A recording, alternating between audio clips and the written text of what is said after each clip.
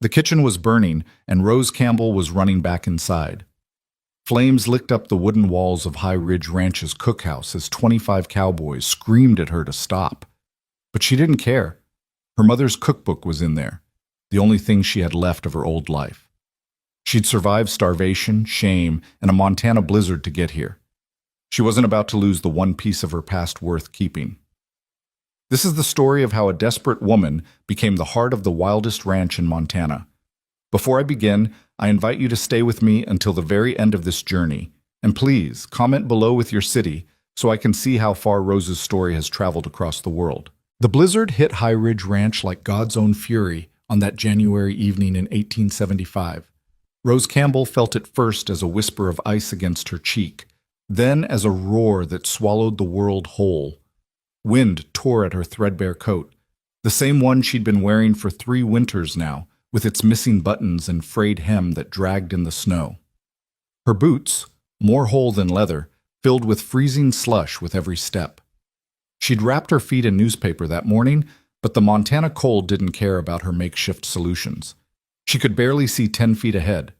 The world had become nothing but white and wind and the desperate hope that she was still walking in the right direction. Please, she prayed to whatever might be listening, please let the ranch be close. Her fingers had gone numb an hour ago. She clutched the collar of her coat with hands that no longer felt like her own, keeping it closed against the wind that wanted to rip it away. Her dark hair, once pinned carefully beneath her worn hat, now whipped wildly around her face, stinging her eyes with frozen strands. Rose had been walking for 6 hours. 6 hours since the stagecoach driver had dropped her at the crossroads with a grunt and a pointed finger. High Ridge Ranch is that way, ma'am. About 5 miles if the weather holds. The weather hadn't held. It had broken apart like a promise made by a desperate man, quick and complete. But Rose Campbell was no stranger to broken promises. Her husband had made plenty before he'd died, and left her with nothing but debts and a reputation she'd never asked for. The town of Billings had made promises too, that a widow could find honest work, that people would look past where she'd been forced to work to survive, that mercy existed for women who'd had no choice. All lies. So when she'd heard about a cook's position at High Ridge Ranch, heard it third hand from a woman at the boarding house who'd heard it from a supply merchant who'd heard it from one of the ranch hands, Rose had sold her last dress, bought a stagecoach ticket, and left Billings without looking back. She would not starve. She would not beg. She would not return to the Rosebell Saloon no matter how many times the owner sent word that her old room was waiting. She would rather freeze to death in a Montana blizzard. The thought almost made her laugh, except her face was too frozen for that particular luxury. Through the curtain of snow, something dark emerged. A shape. No, shapes. Plural. Buildings, maybe? Rose's heart lurched with hope so sharp it hurt worse than the cold. She stumbled forward, her legs barely obeying her commands anymore. Her knees had been threatening to give out for the last mile, but she'd forced them to keep working through sheer stubborn will. Just a little further. The shape solidified as she drew closer. A massive barn, dark wood barely visible through the snow. A long, low bunkhouse with smoke rising from its chimney, blessed smoke that meant warmth and life. And there, set back from the other buildings, a large ranch house with light glowing in its windows, like heaven's own beacon. Rose had found High Ridge Ranch. She nearly collapsed right there, relief flooding through her so powerfully that her vision blurred. But she forced herself to keep moving, to keep putting one foot in front of the other. The ranch had a wide front gate, and she could see figures moving in the yard despite the storm, cowboys rushing to secure animals and equipment before the blizzard's full force hit. She reached the gate and grabbed it with both hands, more to keep herself upright than to open it. The metal was so cold it burned, but she held on anyway. "Hello," she called out, but her voice was barely a whisper, stolen by the wind. She tried again, louder this time. "Hello, I'm here about the cook's position." A cowboy rushed past, barely glancing at her. Then another. A third one actually stopped, peering at her through the snow with narrowed eyes beneath his hat brim. "You lost, lady," he shouted over the wind. "I'm here about the job," Rose called back. "The cook's job." The man's eyes widened. Then he turned and shouted toward the bunkhouse. "Hey, we got a woman at the gate." Within seconds, several men had gathered, all staring at her like she was a ghost materialized from the storm. Rose held her ground, even though her legs were shaking so badly she wasn't sure how much longer she could stand. One of the men, older than the others with a graying beard, stepped forward. "Ma'am, there ain't no cook's position here, never has been." Rose's heart plummeted. "But I heard—" "You heard wrong," another man interrupted. "Boss don't hire women, never has, never will. You best head back to wherever you came from." "I came from Billings," Rose said, her voice stronger now despite her exhaustion. "I walked 6 hours in this storm because I was told there was work here." "Then you were told a lie." The older man almost looked sorry. "We do our own cooking, don't need no—" "Your bunkhouse smells like burned beans from here," Rose interrupted, straightening her spine. "And I'd wager money you've been eating nothing but hardtack and jerky for weeks. I can cook for 25 men without breaking a sweat, and I'll do it better than any cowhand trying to work a stove between riding fence lines." The men exchanged glances. One of them, younger than the others, almost smiled. "Lady's got spirit," he muttered. "Lady's got frostbite is what she's got," the older man said. He studied Rose for a long moment, then sighed. "Look, I can't offer you no job, but I ain't about to let you freeze to death on our doorstep neither. Come on inside, warm up, and when the storm passes, we'll get you back to town." It wasn't what Rose wanted, but it was something. She nodded, not trusting herself to speak without her voice cracking. The man opened the gate and gestured for her to follow. The walk to the bunkhouse felt like miles, even though it was only yards. Rose's legs barely worked anymore, and she stumbled twice before she felt a hand grip her elbow, steadying her. She looked up into the face of the younger cowboy who'd said she had spirit. He couldn't have been more than 25, with winter blue eyes and a day's worth of stubble on his strong jaw. "Easy now," he said quietly. "I got you." There was something in his voice, a gentleness that didn't match his rough appearance, that made Rose's throat tighten with unexpected emotion. She nodded, letting him guide her toward the warm light spilling from the bunkhouse door. Inside, the heat hit her like a physical force. The room was long and narrow, lined with bunks on both sides. A potbelly stove sat in the center, radiating blessed warmth. Several cowboys were already inside, and they all turned to stare as Rose entered. "Jimmy found a lost woman," the older man announced. "She'll warm up here till the storm passes." Rose stood just inside the door, very aware of the water pooling beneath her ruined boots, of how she must look with her hair wild and her face probably red from the cold. But she lifted her chin and met their stares with her own. "Rose Campbell," she said clearly, "and I'm not lost. I came here on purpose." "Well, your purpose is misguided, ma'am," one of the cowboys drawled from his bunk. "This ain't no place for a lady." "Good thing I'm not a lady then," Rose shot back. "I'm a cook, and from the smell of this place, you need one desperately." A few of the men chuckled at that. The young man who'd helped her, Jimmy, apparently, guided her to a chair near the stove. "Sit," he ordered gently. "Get warm. You want coffee?" Rose wanted to refuse, to maintain her pride, but she was so cold and tired that pride felt like a luxury she couldn't afford. "Yes, please." Jimmy moved to the stove where a battered coffee pot sat, and Rose noticed the way he moved, economical, efficient, like someone who'd grown up doing physical labor. He poured coffee into a tin cup and brought it to her, and when their fingers brushed during the exchange, Rose felt the calluses on his hands. Working man's hands, honest hands.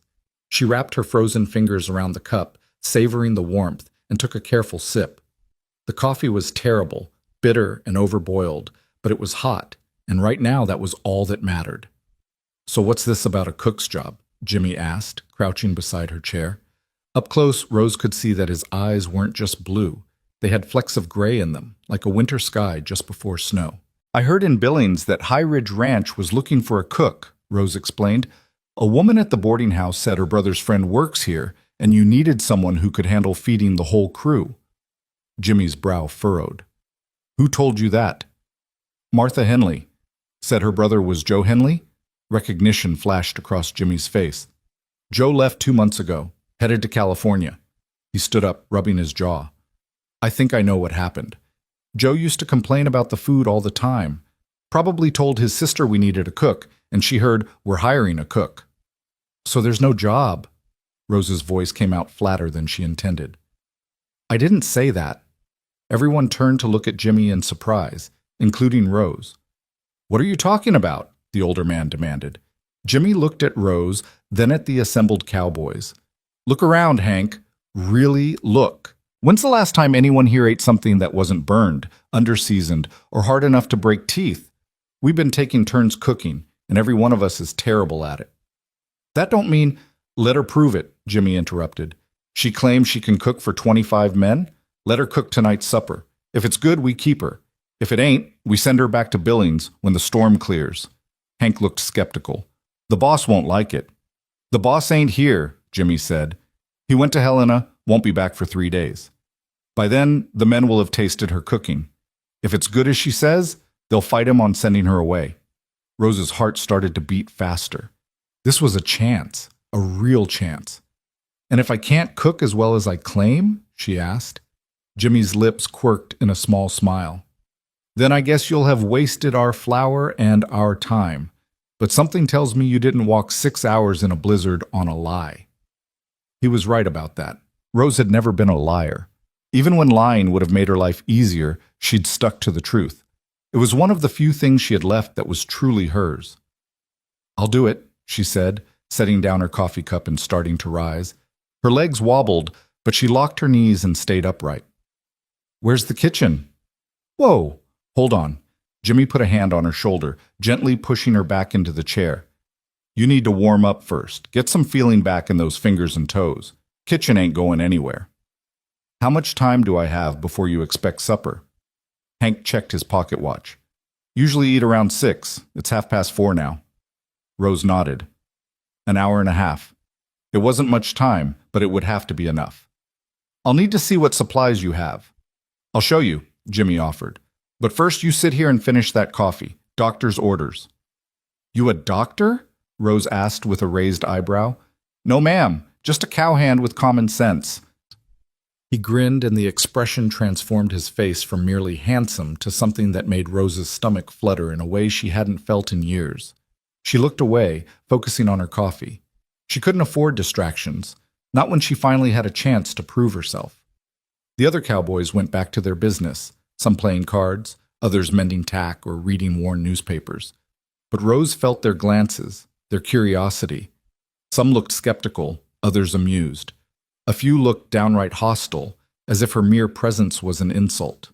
She was used to that. The Rosebell Saloon had taught her to read men's expressions, to know who was dangerous and who was just posturing. These cowboys were the posturing type mostly. All bark, no bite. Well, except maybe one. There was a man sitting on a bunk in the far corner, silent and watching. He hadn't said a word since Rose entered, but his eyes never left her. Not in the way men usually looked at her. Not with desire or disgust, but with calculation, like he was trying to figure out a puzzle.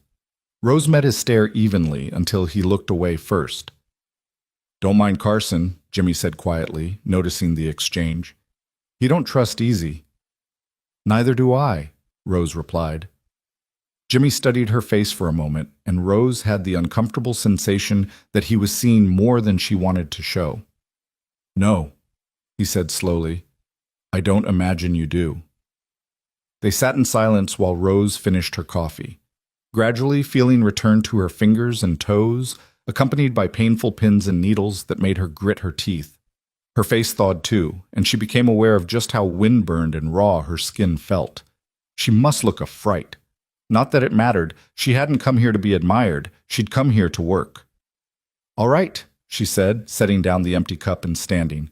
This time her legs held steady. Show me the kitchen. Jimmy grabbed a lantern and led her out a side door that connected the bunkhouse to a smaller building Rose hadn't noticed in the storm. The wind hit them immediately, snow driving sideways with enough force to sting exposed skin. Kitchen's separate, Jimmy shouted over the wind. Fire hazard otherwise. Rose nodded, understanding. Ranch buildings were always vulnerable to fire, especially the ones with cook stoves. Better to have the kitchen separate so if it went up in flames, it wouldn't take everything else with it. The kitchen door was stuck, swollen from moisture, and Jimmy had to put his shoulder into it before it opened with a groan. He held the lantern high as they stepped inside. and Rose got her first look at her temporary workplace. It was worse than she'd imagined. The room was small, maybe 15 feet square, with a large cast iron stove dominating one wall. Pots and pans hung from hooks, most of them crusted with old food. The wooden counter was stained and scarred, and the floor looked like it hadn't been swept in weeks. Flour dusted every surface, and in the corner, Rose could see the telltale droppings of mice. But beneath the filth and neglect, Rose could see potential. Good bones, her mother would have said. The stove was quality, a big Acme range that could handle serious cooking. There was a decent-sized pantry, and through another door she glimpsed what looked like a cold storage room. "I know it's rough," Jimmy said apologetically. "We've been meaning to clean it up, but you've been too busy actually running a ranch," Rose finished. She rolled up her sleeves. "It's fine. I've worked in worse." That was true, though she didn't elaborate. The kitchen at the Rosebell hadn't been much better, and at least this one didn't reek of stale beer and cheaper perfume. "Show me the pantry," she directed. Jimmy led her to the pantry, and Rose's hopes rose slightly. It was well stocked: flour, sugar, salt, lard, dried beans, rice, potatoes, onions, carrots. There was a whole shelf of canned goods, another of dried herbs and spices. Whoever did the ordering knew what they were doing, even if no one knew how to use it properly. In the cold storage room, she found a massive haunch of beef, several slabs of bacon, and a basket of eggs. Not fresh, but still good. Rose's mind started working, calculating quantities and timing. Beef stew was the obvious choice, hearty, filling, and she could make enough to feed an army in the time she had. But stew was ordinary. If she wanted to convince these men she was worth keeping, she needed to give them something they weren't expecting. "How many men exactly?" she asked. 22 in the bunkhouse, plus Hank, who's foreman, plus me, plus old Cookie, who's too arthritic to work, but we keep him on anyway," Jimmy counted. "So 25 total." "Cookie, you have a cook?" "Had. He can't work the stove no more. Hands shake too bad. But he's got nowhere else to go, so the boss lets him stay. He's probably in his room right now." Rose nodded slowly. 25 men, 90 minutes, and a kitchen that would need a miracle and a match. "I'll need help cleaning," she said. "Just the basic surfaces and the stove. Can you spare someone?" "I'll do it," Jimmy offered immediately. Rose looked at him in surprise. "You're not worried about what the other men will think? Helping a woman with kitchen work?" Jimmy shrugged. "I'm worried about eating something that ain't burned for once. That worry's bigger than my pride." Despite everything, Rose felt a smile tug at her lips. "Fair enough. There's a broom in the corner. Start sweeping while I get the stove going." They worked in companionable silence. Rose built up the fire in the stove while Jimmy swept the floor and wiped down the counters. The kitchen slowly transformed from disaster to merely well-used. It wouldn't pass a white glove inspection, but it would do. Rose pulled out the beef haunch and studied it critically. A good 30 pounds, maybe more. She could make a roast, but that would take too long. Stew was still the smart choice, but she could elevate it. She grabbed a large pot and set it on the stove, adding lard to heat. While it melted, she cut the beef into chunks, working quickly with the sharp knife she found buried in a drawer. Her hands remembered the rhythm: cut, turn, cut again. She'd learned to butcher meat at her mother's side, back when life was simple and the future looked bright, back before everything fell apart. "You really know what you're doing," Jimmy observed, leaning against the counter to watch. "My mother was a cook," Rose said without looking up. "She taught me everything, said a woman who could cook would never starve, never be without options." "She sounds wise." She was. Rose's knife moved faster. She was wrong about the never starving part, though. Jimmy was quiet for a moment. "When'd you lose her?" 5 years ago. Fever took her." Rose scooped the cut beef into the hot pot, where it sizzled and began to brown. "Same fever that took my father and my baby brother. I was 17. "I'm sorry." Rose shrugged, stirring the meat. "Life's hard. You survive or you don't." She added onions and carrots to the pot, filling the kitchen with their sweet aroma as they softened. Then flour to thicken, stirring constantly to prevent lumps. The movements were automatic, muscle memory from thousands of meals prepared. "So what happened after?" Jimmy asked. "After you lost them?" Rose debated whether to answer, but something about the honest curiosity in his voice, The lack of judgment made her decide to tell part of the truth. "I got married," she said. "Thomas Campbell. He seemed like a good man. Turned out he was better at seeming than being." He hurt you?" "He neglected me," Rose corrected, adding water to the pot and adjusting the heat. "Drank more than he worked, made promises he never kept. When he died, he left me with nothing but debts and a reputation in tatters." She didn't mention how Thomas had died, didn't mention finding him in their bed with another woman, or the fight that followed, or how he'd stormed out drunk and angry and walked in front of a supply wagon. The whole town had blamed her, of course. The widow who'd driven her husband to drink, to infidelity, to death. Never mind that Thomas had been drinking and cheating long before Rose married him. Never mind that she'd tried to make it work, tried to be a good wife to a bad man. The town needed someone to blame, and a widow was an easy target. "So you came here," Jimmy said. "So I came here," Rose agreed. She moved to the pantry and grabbed potatoes, dumping them into a bucket. "Looking for honest work and a fresh start." "Think you'll find it?" Rose looked at him squarely. "That depends on whether you boys can handle having a woman around who won't take your nonsense." Jimmy laughed at that, a genuine sound that warmed something in Rose's chest she'd thought had frozen solid. "Something tells me you'll manage just fine," he said. They worked together for the next hour. Jimmy peeled potatoes under Rose's direction while she prepared biscuits. Real biscuits with buttermilk and butter, not the hard rocks she suspected these men were used to. She made gravy from the beef drippings, seasoned the stew with herbs she found in the pantry, and even managed to throw together a simple apple cobbler from dried apples and brown sugar.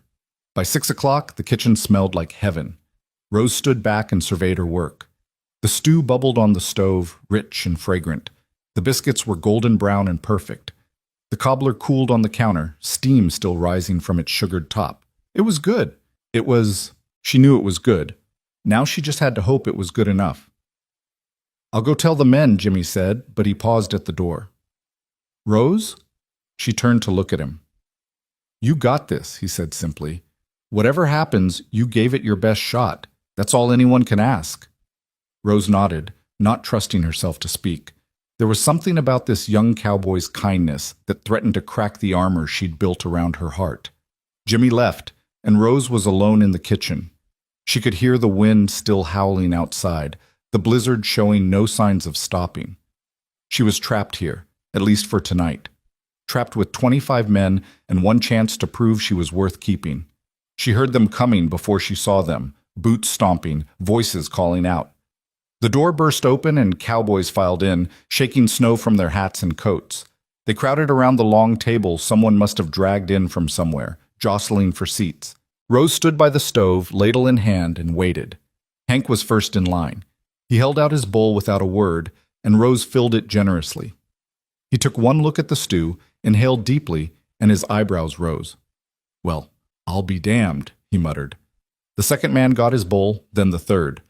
Rose worked steadily, filling bowls and handing out biscuits. The room grew quiet except for the sound of spoons scraping bowls and men eating. Rose watched them nervously. They ate quickly, hungrily, but their faces gave nothing away. Cowboys were good at hiding their feelings. She was learning. Then Hank stood up and walked back to the stove. "Seconds?" Rose asked. "Thirds," he corrected, holding out his bowl. "And ma'am, I ain't had food this good since my mama died 20 years ago." The tension in Rose's shoulders released all at once. Other men started calling out for seconds, thirds. The biscuits disappeared in minutes. Someone found the cobbler and shouted in delight. Jimmy appeared at her elbow, grinning. "Told you," he said quietly. By the time the last man had eaten his fill, Rose was exhausted but triumphant. The men lingered at the table, talking and laughing in a way that spoke of contentment and full bellies. "All right, boys," Hank called out. "Show of hands. Who wants to keep Miss Campbell as our cook?" Every hand in the room went up, even Carson's, though his face remained impassive. Rose felt tears prick her eyes, but refused to let them fall. She'd done it. She'd actually done it. "Motion carries," Hank declared. "Miss Campbell, you're hired. We'll deal with the boss when he gets back, but far as I'm concerned, you just earned yourself a place at High Ridge Ranch." The men cheered, and Rose managed a small smile. But even as relief flooded through her, she couldn't help wondering what would happen when the boss returned. Would he honor the men's decision, or would he send her away regardless? "Where am I sleeping?" she asked Hank. He scratched his beard. "Well, that's a problem. Bunkhouse ain't appropriate for a lady, and the main house is locked up tight while the boss is gone." "There's a cot in the pantry," Rose said. "I saw it. I'll sleep there." "That ain't hardly— It's warm, it's dry, and it's private," Rose interrupted. "I've slept in worse places. It'll do." Hank looked uncomfortable, but he nodded. "All right, but when the boss gets back, we'll figure something better." Rose didn't argue. She was too tired to argue. She helped the men clean up. They insisted on helping, unused to having someone cook for them, and then retreated to the pantry. The cot was narrow and the blanket thin, but Rose didn't care. She lay down fully clothed except for her ruined boots, pulled the blanket up to her chin, and closed her eyes. Outside, the blizzard raged on. But inside the pantry, Rose was warm and safe for the first time in months. She'd found a place, at least for now. As she drifted off to sleep, she thought she heard the kitchen door open and close, heard quiet footsteps. Then she felt the weight of another blanket being laid over her, tucking her in gently. "Sleep well, Rose Campbell," Jimmy's voice whispered. "You earned it." Rose smiled in the darkness, but didn't open her eyes. Maybe, just maybe, High Ridge Ranch would be the fresh start she'd been looking for. Maybe here, finally, she could stop running. Rose woke to the sound of men's voices and the smell of coffee she hadn't made. For a moment, disoriented in the darkness of the pantry, she couldn't remember where she was. Then it all came rushing back. The blizzard, the ranch, the meal that had earned her a place here. She sat up quickly, the two blankets falling away, and realized pale morning light was seeping through the crack under the door. She'd overslept. Rose scrambled off the cot, jamming her feet into her boots and running her fingers through her tangled hair. She had no mirror, no brush, no way to make herself presentable. She'd have to face the morning looking like she'd been dragged through a hedge backward. When she pushed open the pantry door, she found Jimmy standing at the stove with a coffee pot, looking entirely too cheerful for whatever ungodly hour it was. "Morning," he said with a grin. "Thought you might sleep through breakfast." "What time is it?" Rose asked, her voice rough with sleep. 5:30. "Don't worry, you didn't miss nothing. Men don't usually eat till 6. Rose relaxed slightly, then frowned. "You made coffee." "I can manage coffee," Jimmy said. "It's actual food that defeats me." He poured her a cup and handed it over. "Figured you earned a few extra minutes of sleep after last night." Rose took the coffee gratefully, wrapping her cold hands around the warm tin. The kitchen was chilly. The stove had gone cold overnight, and she could see her breath in the air. "I need to get breakfast started," she said, moving toward the stove. "The men will be hungry." "They're always hungry," Jimmy agreed, "but they can wait a few minutes while you wake up proper." Rose wanted to argue, but the truth was she needed those few minutes. Her body ached from the long walk and the hard cot, and her mind felt foggy. She sipped the coffee, still terrible, but hot, and let the warmth seep into her bones. "Storm's past," Jimmy said, looking toward the window where gray dawn light filtered through. "Left us with about 2 feet of snow, but the winds died down." "That mean I could leave?" Rose asked. "If I wanted to?" Jimmy's expression grew serious. "That mean you want to?" "No."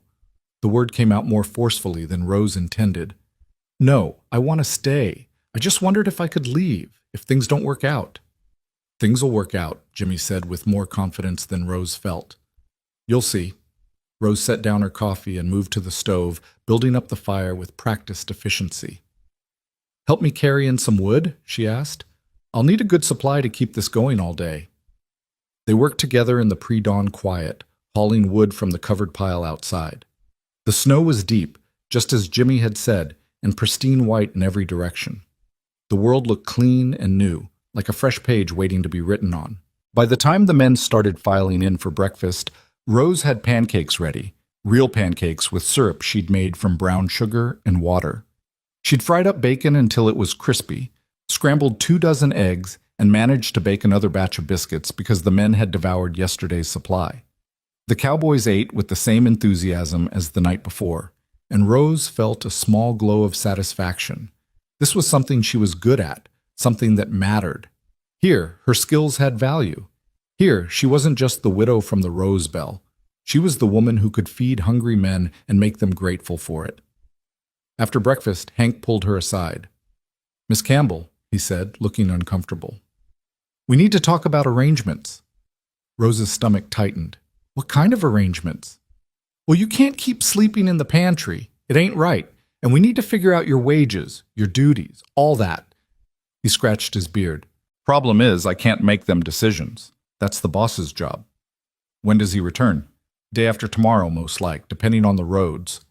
Hank shifted his weight. "Look, I know you want this position, and the men want you to have it, but the boss, he's particular. Might take some convincing." "Then I'll convince him," Rose said firmly, "just like I convinced all of you." Hank smiled at that. "You got sand? I'll give you that. All right, here's what we'll do. You keep cooking, keep showing what you can do. When the boss gets back, we'll make the case together. All of us." It was the best Rose could hope for. She nodded. "What about today? What do you need from me?" 3 meals for 25 men, Hank said. "Same as yesterday. Think you can manage?" Rose almost laughed. "Mr. Hank, I once cooked for a Saturday night crowd of 50 at the Rose Bell. 25 ranch hands is nothing." She regretted the words as soon as they left her mouth. Hank's expression shifted, and she saw the recognition dawn in his eyes. "The Rose Bell," he said slowly. "That's a saloon. In Billings." Rose lifted her chin. "It is. I worked there after my husband died. Cooked in the kitchen, served drinks when they needed extra hands. It was honest work, and it kept me from starving." "That's so." Hank's voice had gone flat, carefully neutral.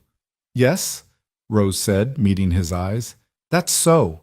And if that changes your mind about keeping me, I'd appreciate knowing now rather than later." Hank was quiet for a long moment, studying her face. Rose held herself still, refusing to look away, refusing to show shame for something she wasn't ashamed of. Finally, Hank sighed.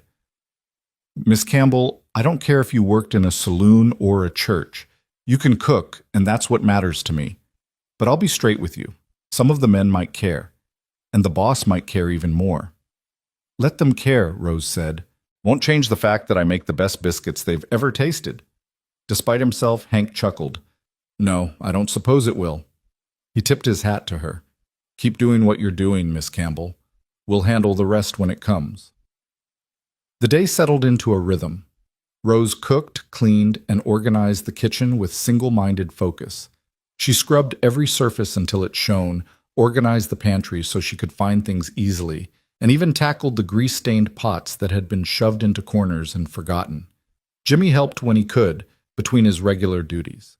Rose learned that he was one of the senior hands, trusted with the more difficult work: breaking horses, managing the breeding program, handling the ranch's business when the boss was away. "You're more than just a cowhand," Rose observed as they worked together to clean out the cold storage room. Jimmy shrugged. "I do what needs doing." "That's not an answer." He was quiet for a moment, his hand still as he held a crate of carrots. "My father wanted me to have more than a cowhand's life. Made sure I got educated, learned to read and cipher. But this is what I love, the work, the horses, the land. So I use the education to be better at what I love." Rose understood that. She'd had education too. Her mother had insisted on it, teaching Rose to read and write and figure. It had seemed pointless at the time, when all Rose wanted was to help in the kitchen. But later, after everything fell apart, those skills had been the difference between complete destitution and barely scraping by. "Your father approve of your choice?" she asked. Jimmy's expression shuddered. "He's dead. So I reckon his approval don't matter much anymore." Rose recognized that tone, the one that said the subject was closed.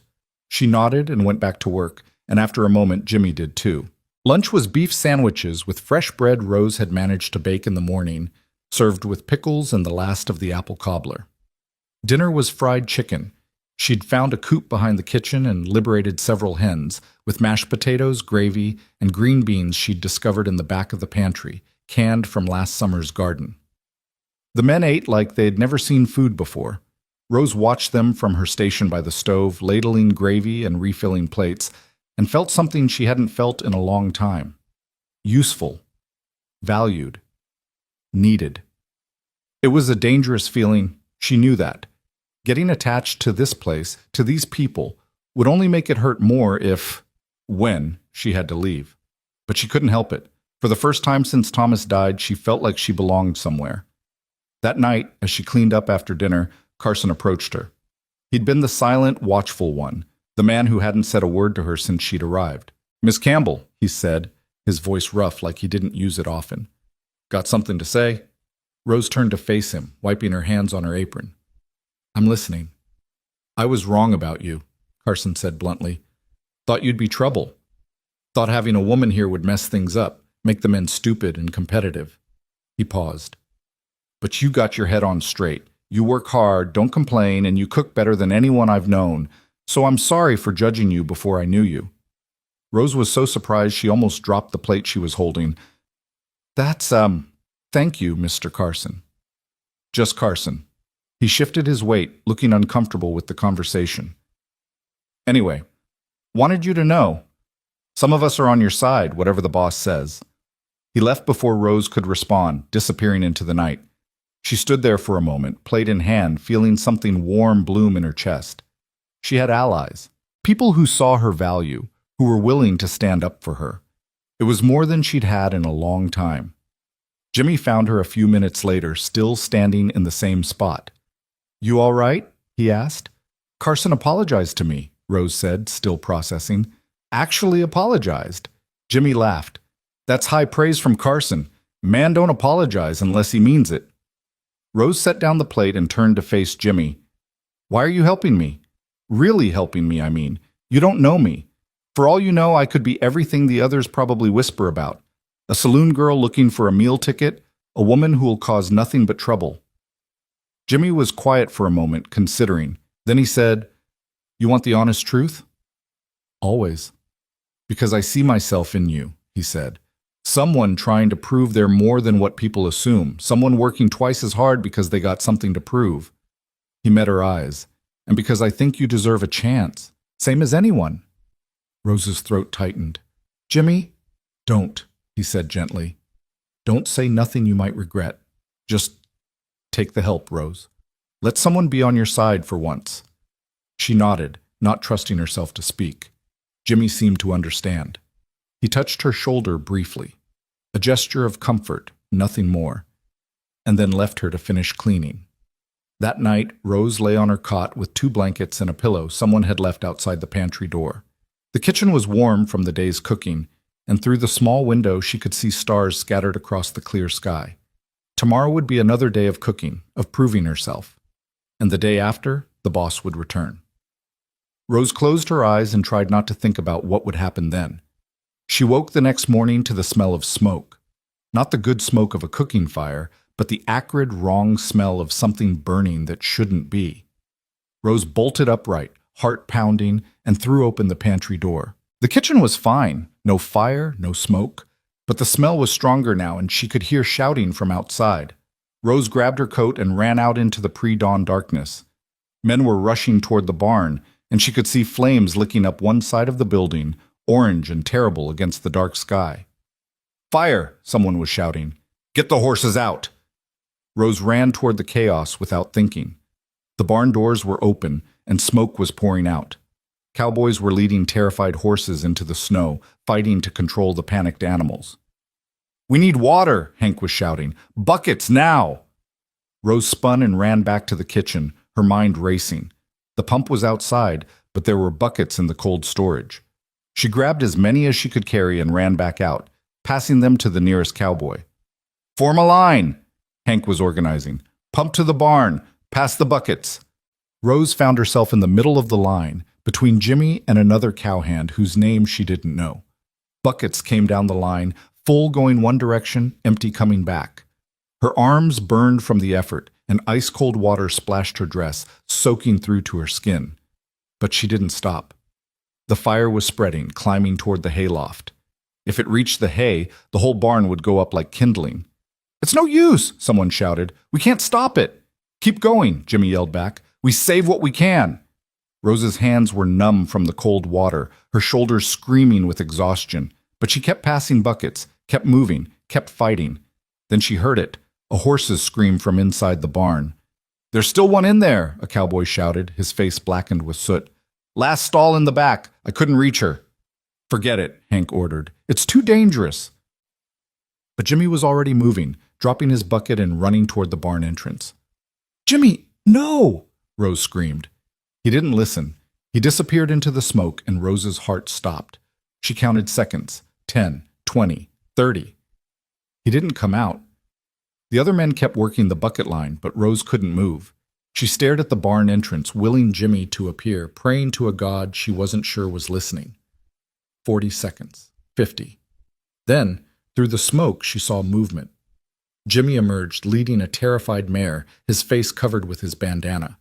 The horse was wild with fear, rearing and fighting, but Jimmy held on, talking to her in a steady voice Rose couldn't hear over the chaos.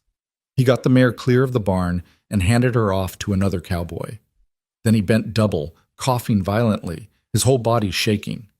Rose ran to him without thinking, putting her hands on his back. "Are you insane?" she demanded, her voice shaking with fear and anger. "You could have died!" Jimmy looked up at her, his eyes watering from the smoke. "Couldn't leave her," he said hoarsely. "She'd have burned." "Better the horse than you." "No," Jimmy said firmly. "Not to me." Before Rose could respond, there was a great cracking sound. Part of the barn's roof collapsed, sending sparks shooting into the sky. The men redoubled their efforts with the water, but it was clear they were fighting a losing battle. It took another hour before the fire was finally under control. The barn wasn't a total loss. They'd saved about half of it, but the damage was extensive. The hayloft was gone, several stalls were destroyed, and everything was charred and water damaged. As dawn broke, the exhausted men stood in the snow, surveying the destruction. "How'd it start?" Hank asked, his voice grim. "Don't know," one of the cowboys said. "I was checking on the horses before breakfast, smelled smoke, and found flames in the northwest corner. That's where we store the oil for the lamps," another man added. "Oil don't light itself," Carson said quietly. Everyone turned to look at him. His expression was dark, suspicious. "You saying someone did this on purpose?" Hank demanded. "I'm saying oil don't light itself," Carson repeated, "and I'm saying we had a stranger arrive just before this fire happened." Rose felt the accusation like a physical blow. "You think I think it's mighty convenient," Carson said, looking at her directly. "Woman shows up out of nowhere, gets hired against all sense, and next thing we know, the barn's burning." "That's crazy," Jimmy said, stepping between Rose and Carson. "Rose was asleep in the pantry. I checked on her last night and she was—" "You checked on her?" Carson's eyebrows rose. "That's interesting, Jimmy. Real interesting." "What's that supposed to mean?" Jimmy's voice had gone dangerous. "Means maybe you ain't thinking straight," Carson said. "Means maybe a pretty face got you forgetting common sense." Jimmy moved forward, his fists clenched, but Rose grabbed his arm. "Don't," she said quietly. "He's scared and looking for someone to blame. Don't give him a reason to make it worse." Jimmy looked at her, then at Carson, then slowly relaxed. "Carson, you're talking nonsense. Rose didn't start that fire." "Then who did?" Carson demanded. "Could have been an accident," Hank interjected. "Could have been a lamp fell over, or someone was careless with a match. Or could have been someone who don't want a woman on this ranch," Carson said. His eyes swept across the assembled men. "Could have been someone who figured if the barn burned, we'd blame the newcomer and send her packing." The implication hung in the air. If Carson was right, someone here had committed sabotage.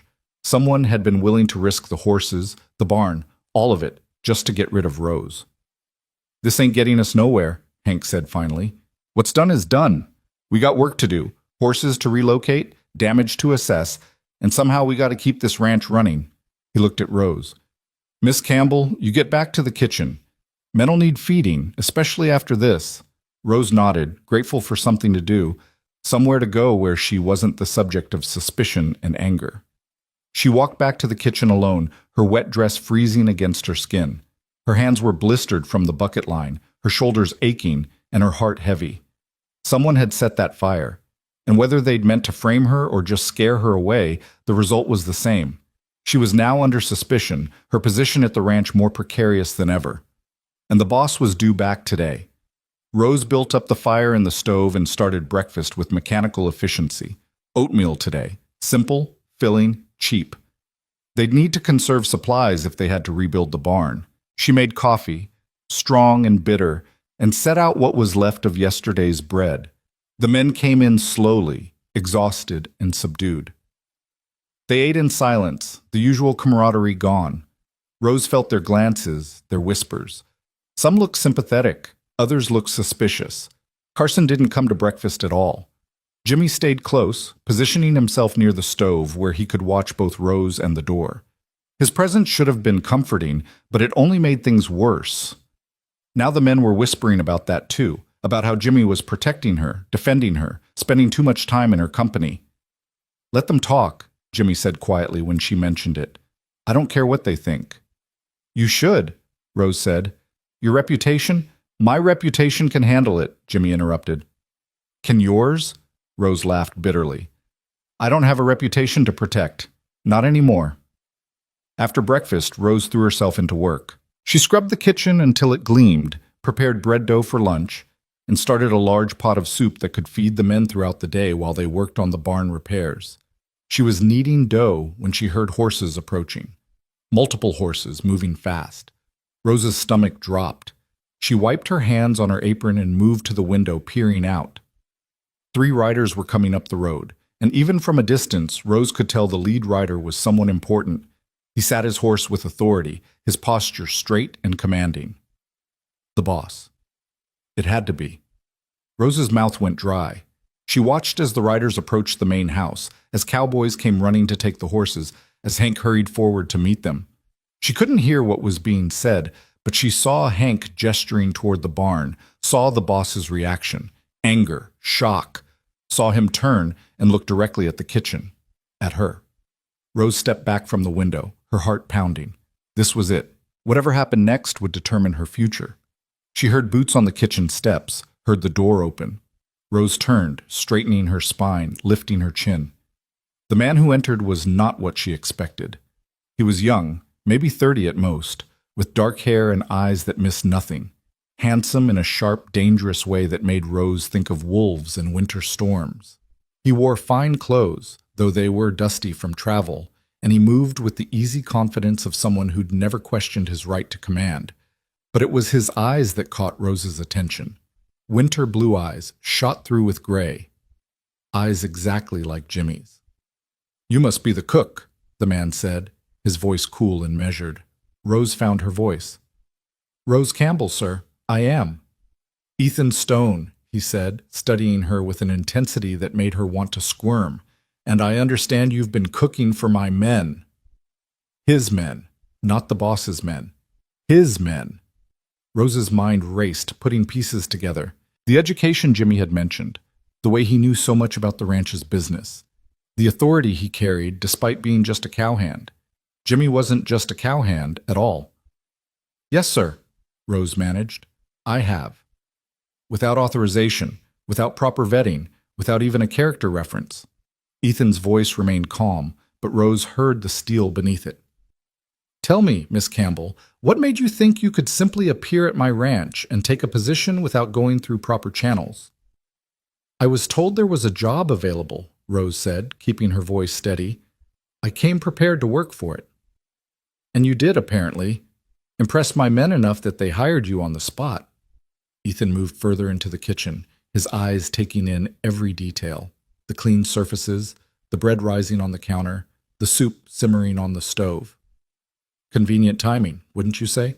Appearing just before my barn catches fire?" So he'd already heard the suspicions. Of course he had. "I had nothing to do with that fire," Rose said firmly. "So I've been told. My foreman says you were on the bucket line, working as hard as any man." Ethan's expression didn't change. "That doesn't prove innocence. Could just as easily prove guilt, someone trying to cover their tracks by playing hero." Rose felt anger flare hot in her chest. "I am many things, Mr. Stone, but I am not an arsonist. I needed this job.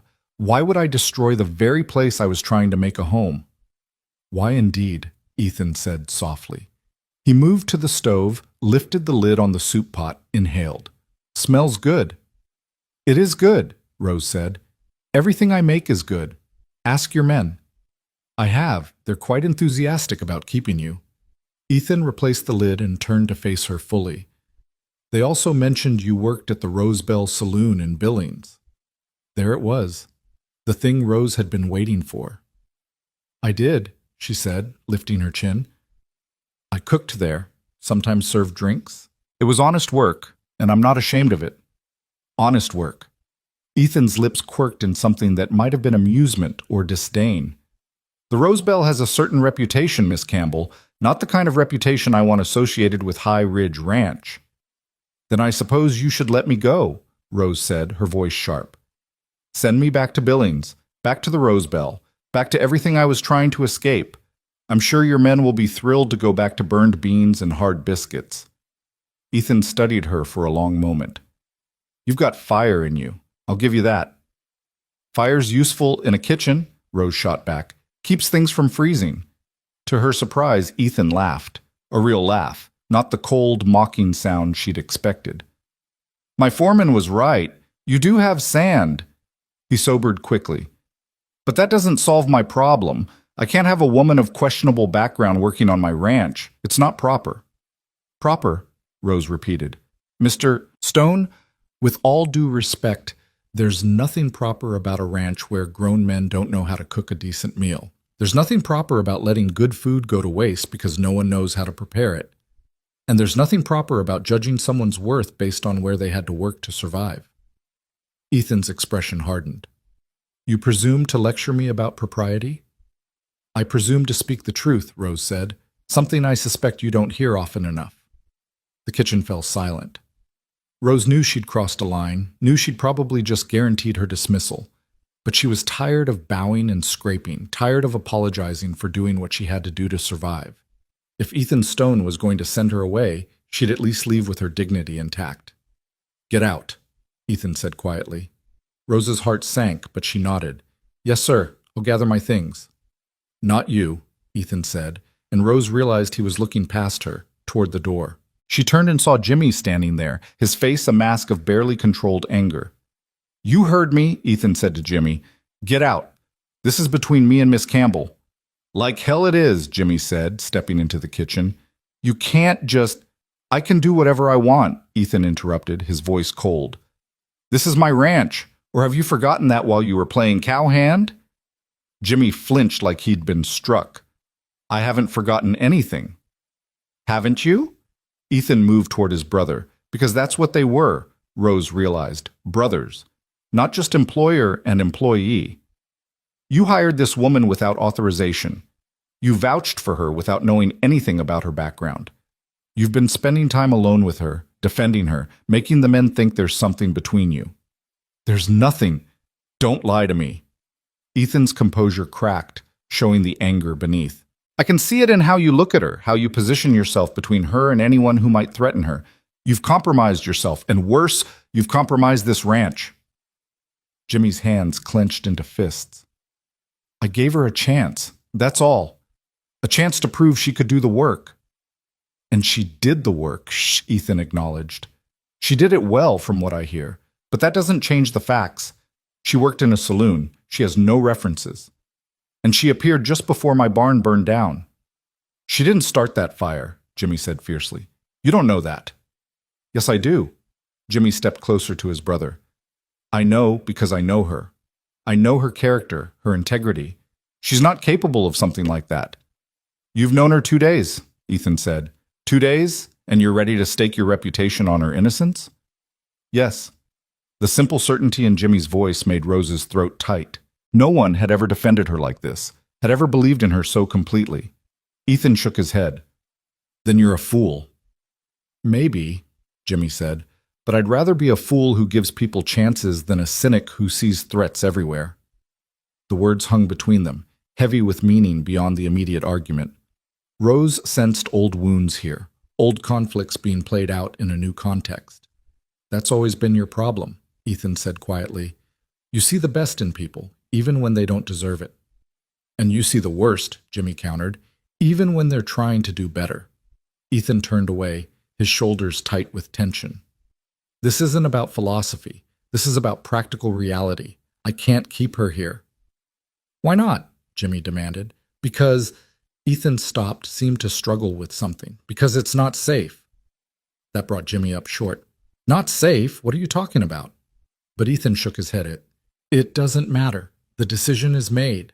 Miss Campbell will leave when the roads are clear. No, Rose said. Both brothers turned to look at her.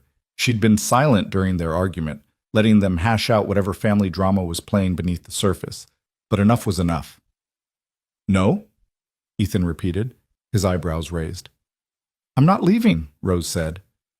Not unless you physically throw me out. I've earned my place here, earned the right to stay. Your men want me here. The work needs doing, and I'm the one who can do it.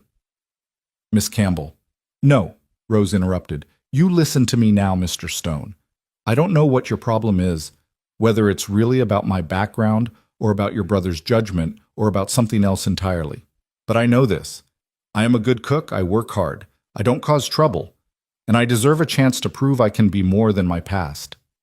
Ethan's jaw tightened. And if I don't agree? Then you're not the man your brother thinks you are, Rose said quietly. It was a gamble, and Rose knew it, but she saw something in Ethan's eyes, a flicker of doubt, of uncertainty. Whatever had happened between these brothers, Jimmy's opinion still mattered to Ethan, even if he didn't want to admit it. Ethan was quiet for a long time. Then he said, 1 week. Rose's heart leaped. What? 1 week, Ethan repeated. You can stay for 1 week. If there are no problems, if you do your work and stay out of trouble, we'll discuss a more permanent arrangement. It wasn't what Rose wanted, but it was something. It was a chance. Thank you, she said. Ethan nodded curtly. Don't make me regret this. He turned to Jimmy. And you, stay away from her, I mean it. Whatever's developing between you two, it ends now. Jimmy's expression went stony. You can't order me.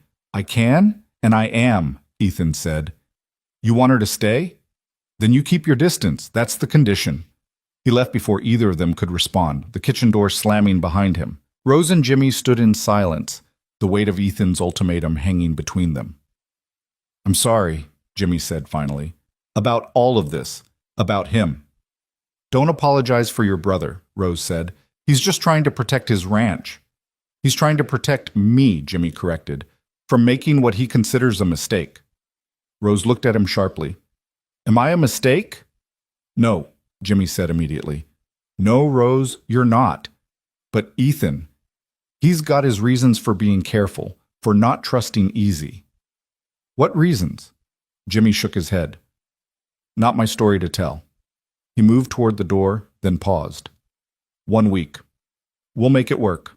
I'll keep my distance like he said, but I'll still make sure you're safe. I can take care of myself. I know, Jimmy said with a small smile. But let me help anyway. From a distance. He left, and Rose was alone in the kitchen again. 1 week. 7 days to prove herself, to convince Ethan Stone that she was worth keeping. 7 days to figure out who had really started that fire and why. 7 days to decide if what she was feeling for Jimmy was real or just the desperate gratitude of someone who'd been drowning and found a hand reaching down. Rose took a deep breath and turned back to her bread dough.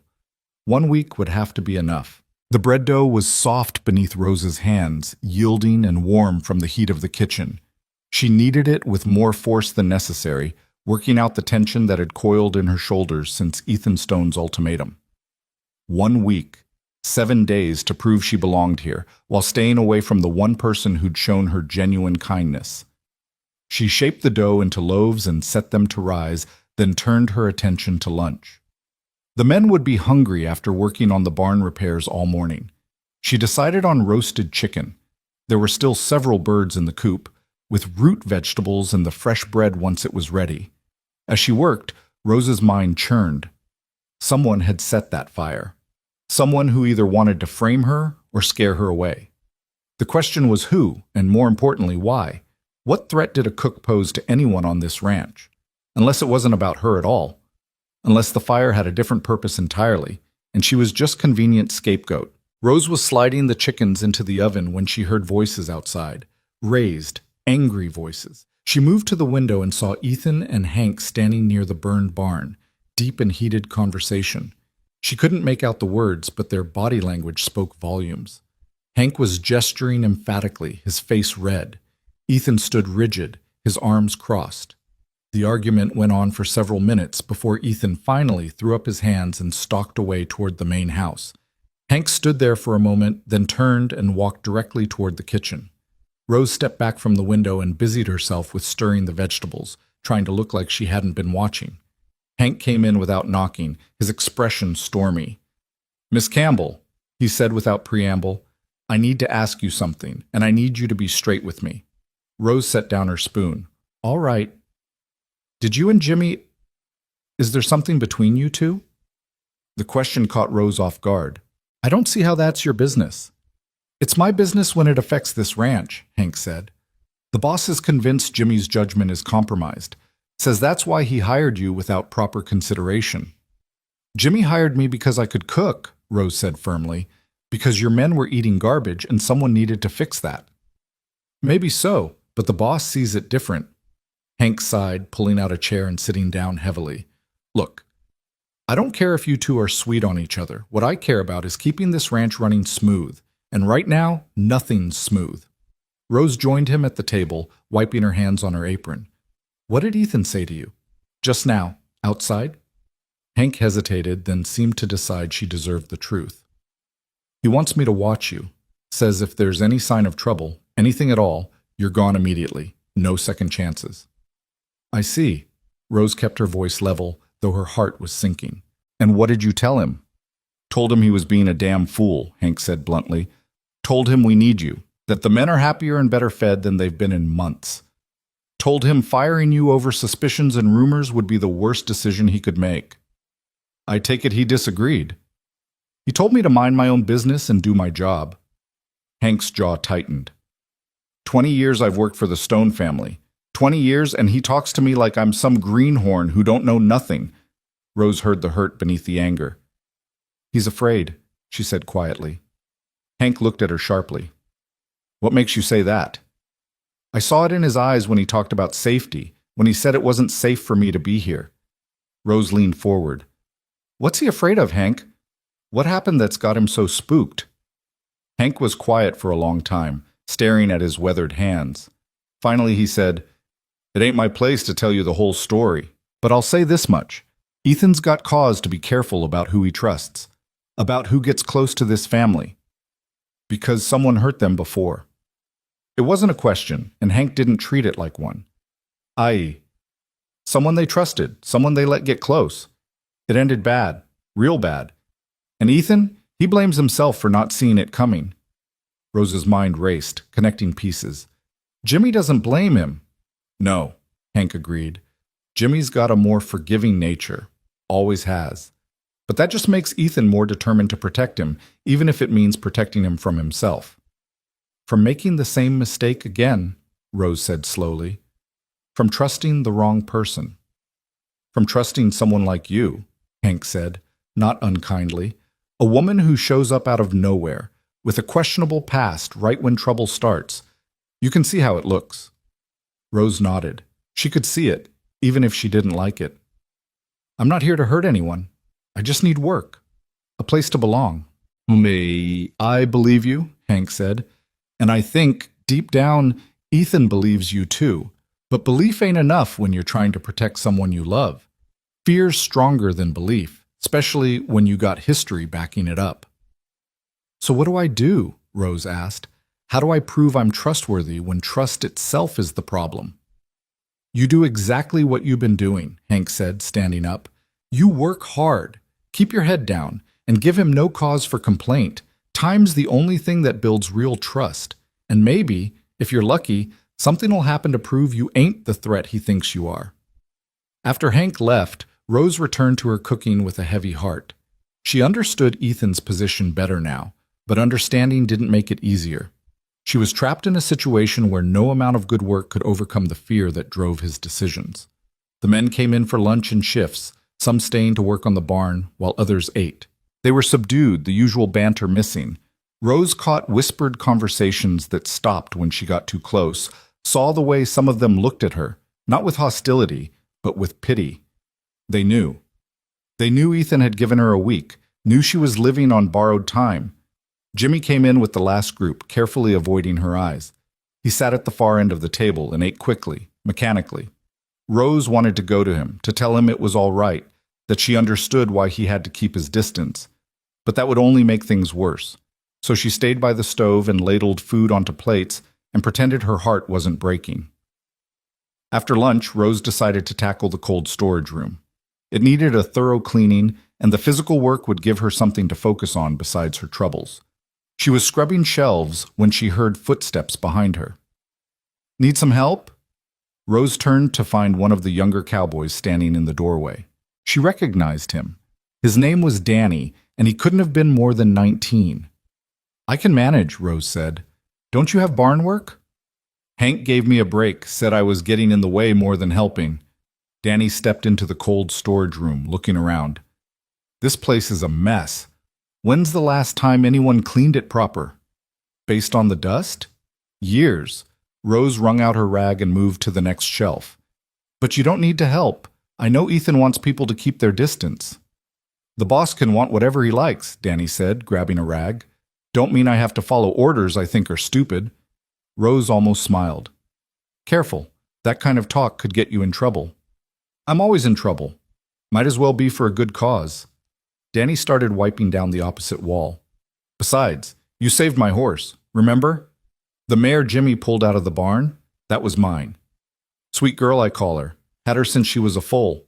Well, Rose did remember. The terrified mare, Jimmy risking his life to save her. "I'm glad she's all right." "Me too, and I know you didn't start that fire. Anyone with eyes can see you ain't the type." "What type is that?" Danny paused, considering. "The destructive type. You're a builder, not a breaker.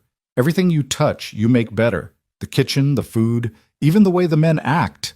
Everyone's more civil when there's a lady around." "I'm not a lady," Rose said automatically. "Sure you are. Maybe not the fancy kind with silk dresses and servants, but the real kind. The kind that works hard and don't complain and makes a place feel like home." Danny's young face was earnest. "That's what my ma always said. A real lady ain't about birth or money. It's about character." Rose's throat tightened. "Your mother sounds wise."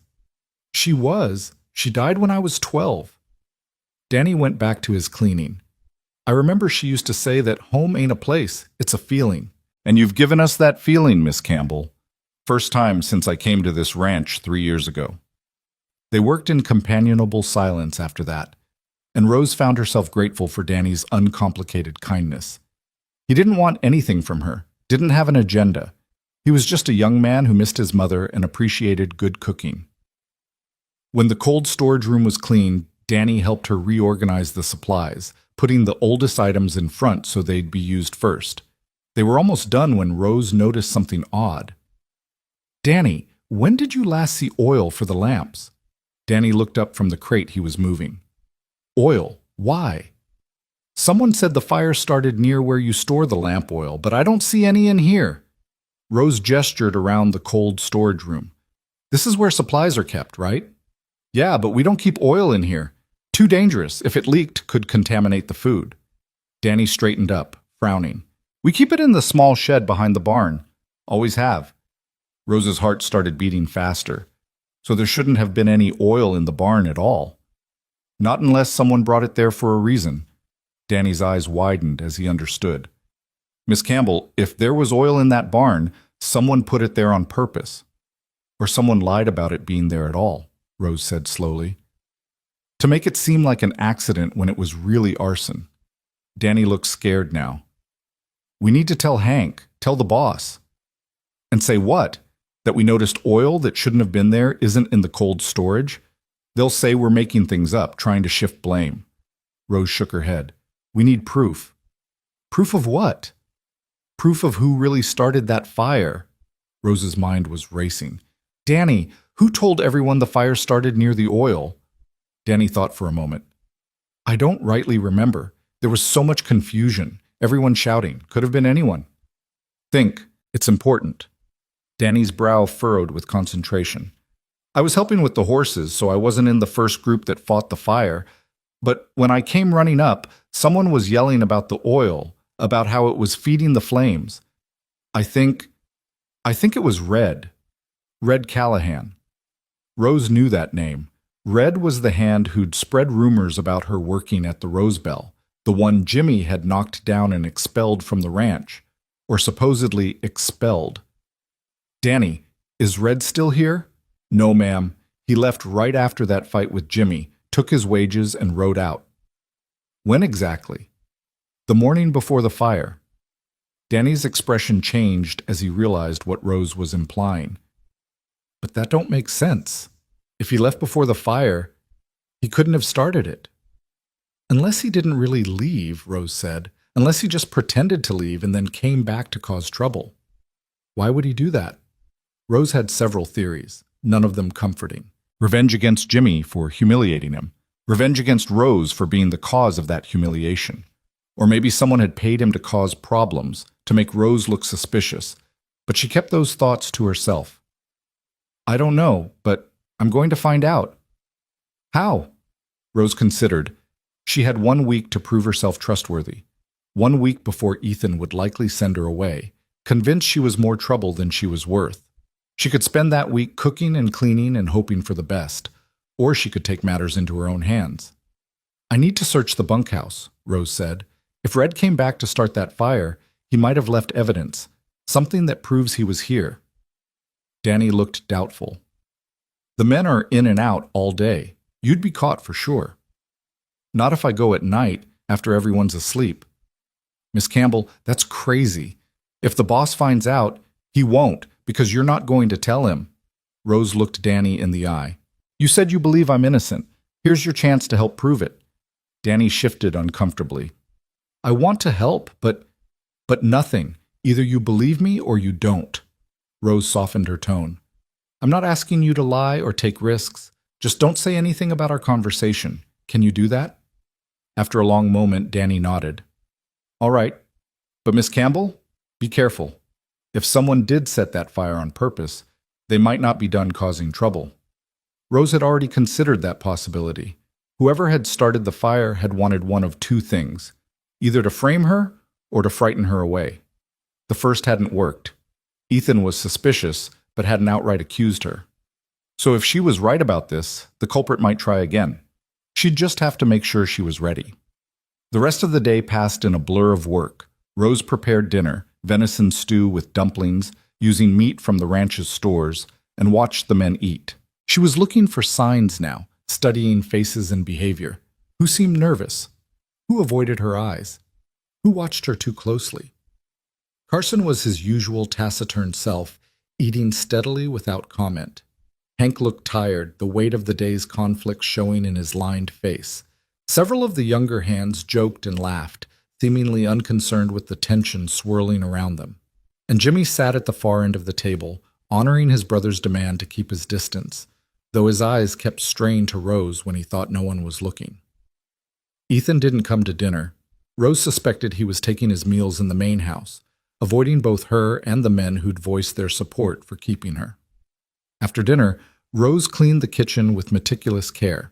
She banked the fire in the stove, washed every dish, swept the floor. Then she retreated to her pantry cot and waited. She waited until the sounds from the bunkhouse died down, until she heard the last man settle into bed. She waited until the ranch was dark and quiet, with only the wind whistling around the buildings. Then she rose, pulled on her coat, and slipped out into the night. The moon was nearly full, casting silver light across the snow. Rose moved carefully, staying in the shadows, acutely aware that if anyone saw her skulking around at night, it would only confirm Ethan's suspicions. The bunkhouse loomed before her, dark except for the dying glow of the potbelly stove visible through the windows. Rose circled around to the back, where a small window stood partially open for ventilation. It was narrow, but she thought she could squeeze through. She was halfway through the window, balanced precariously with her legs still outside, when she heard a voice behind her. "What exactly do you think you're doing?"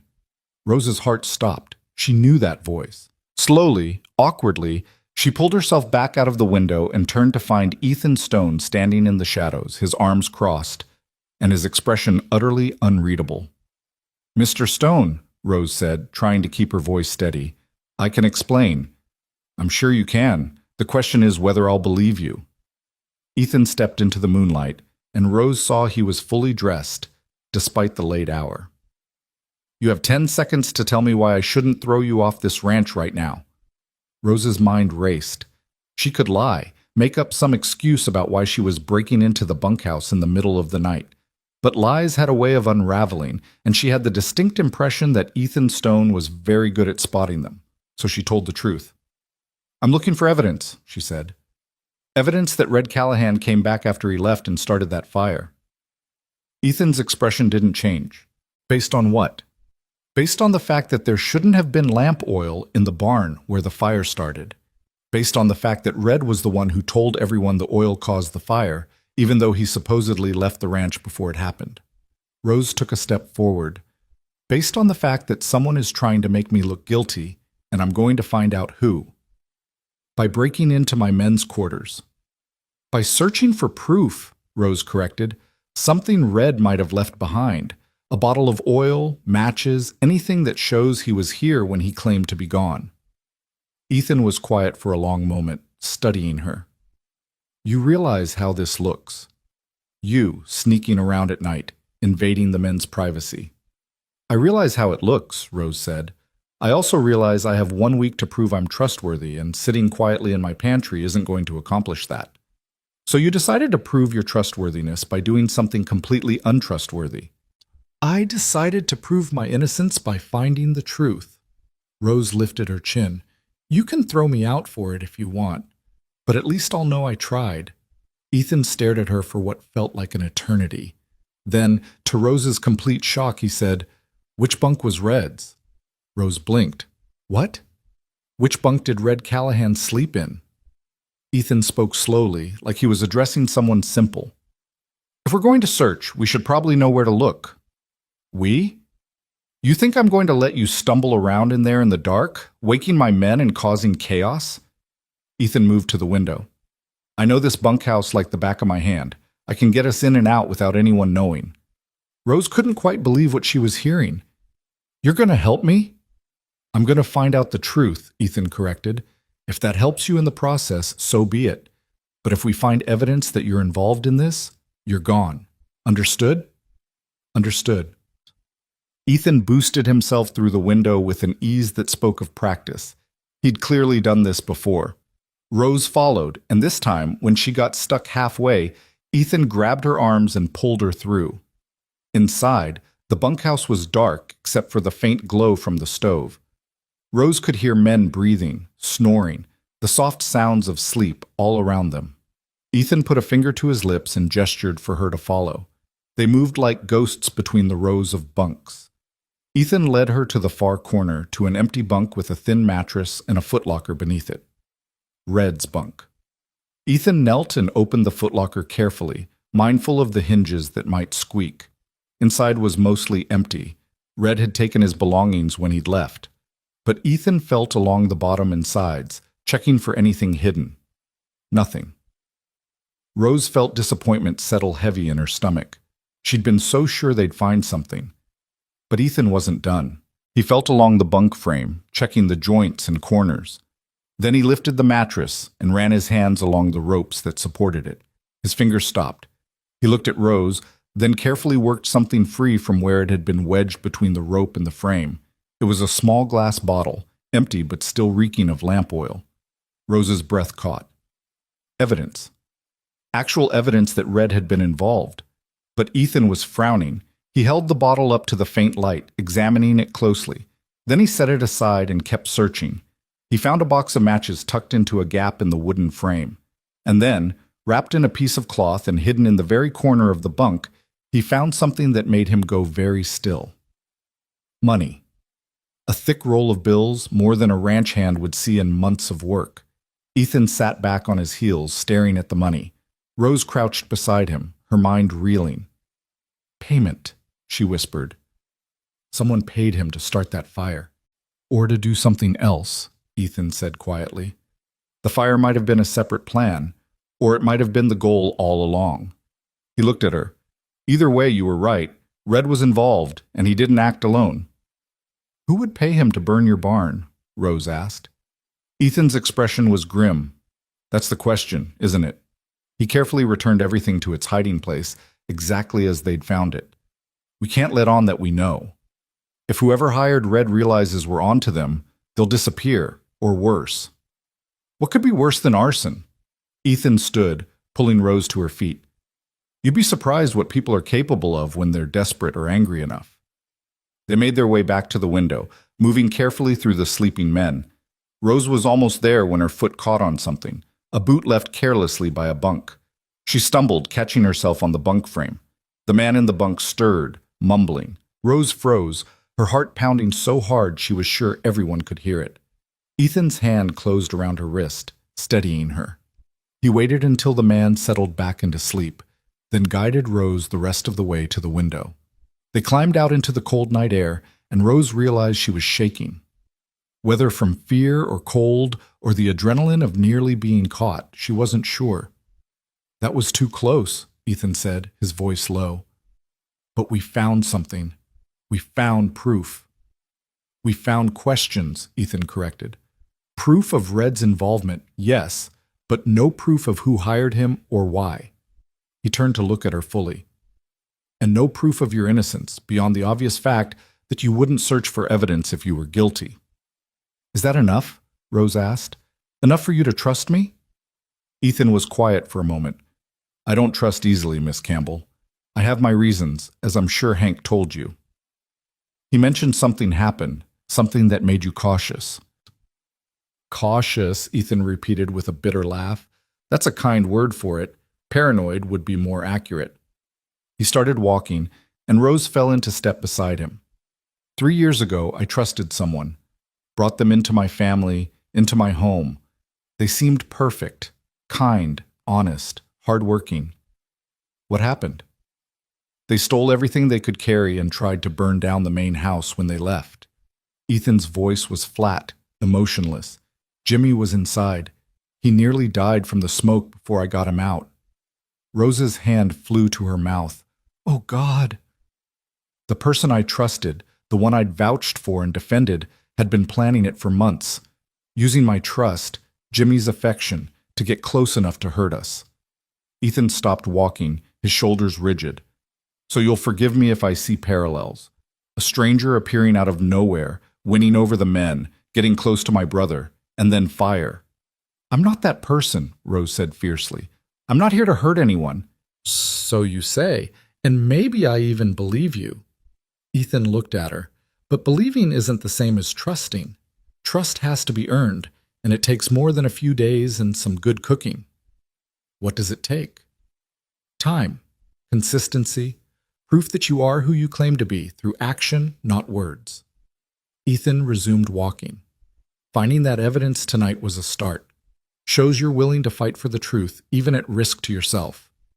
They'd reached the kitchen. Rose stopped at the door, looking at Ethan. What now? What do we do about Red and the money? We wait, Ethan said. We watch. Whoever hired Red will make another move eventually. People like that always do. And if they make that move against me, then we'll be ready. Ethan's expression softened slightly. Despite what you might think, Miss Campbell, I don't want to see you hurt. I just want to protect what's mine. Your brother.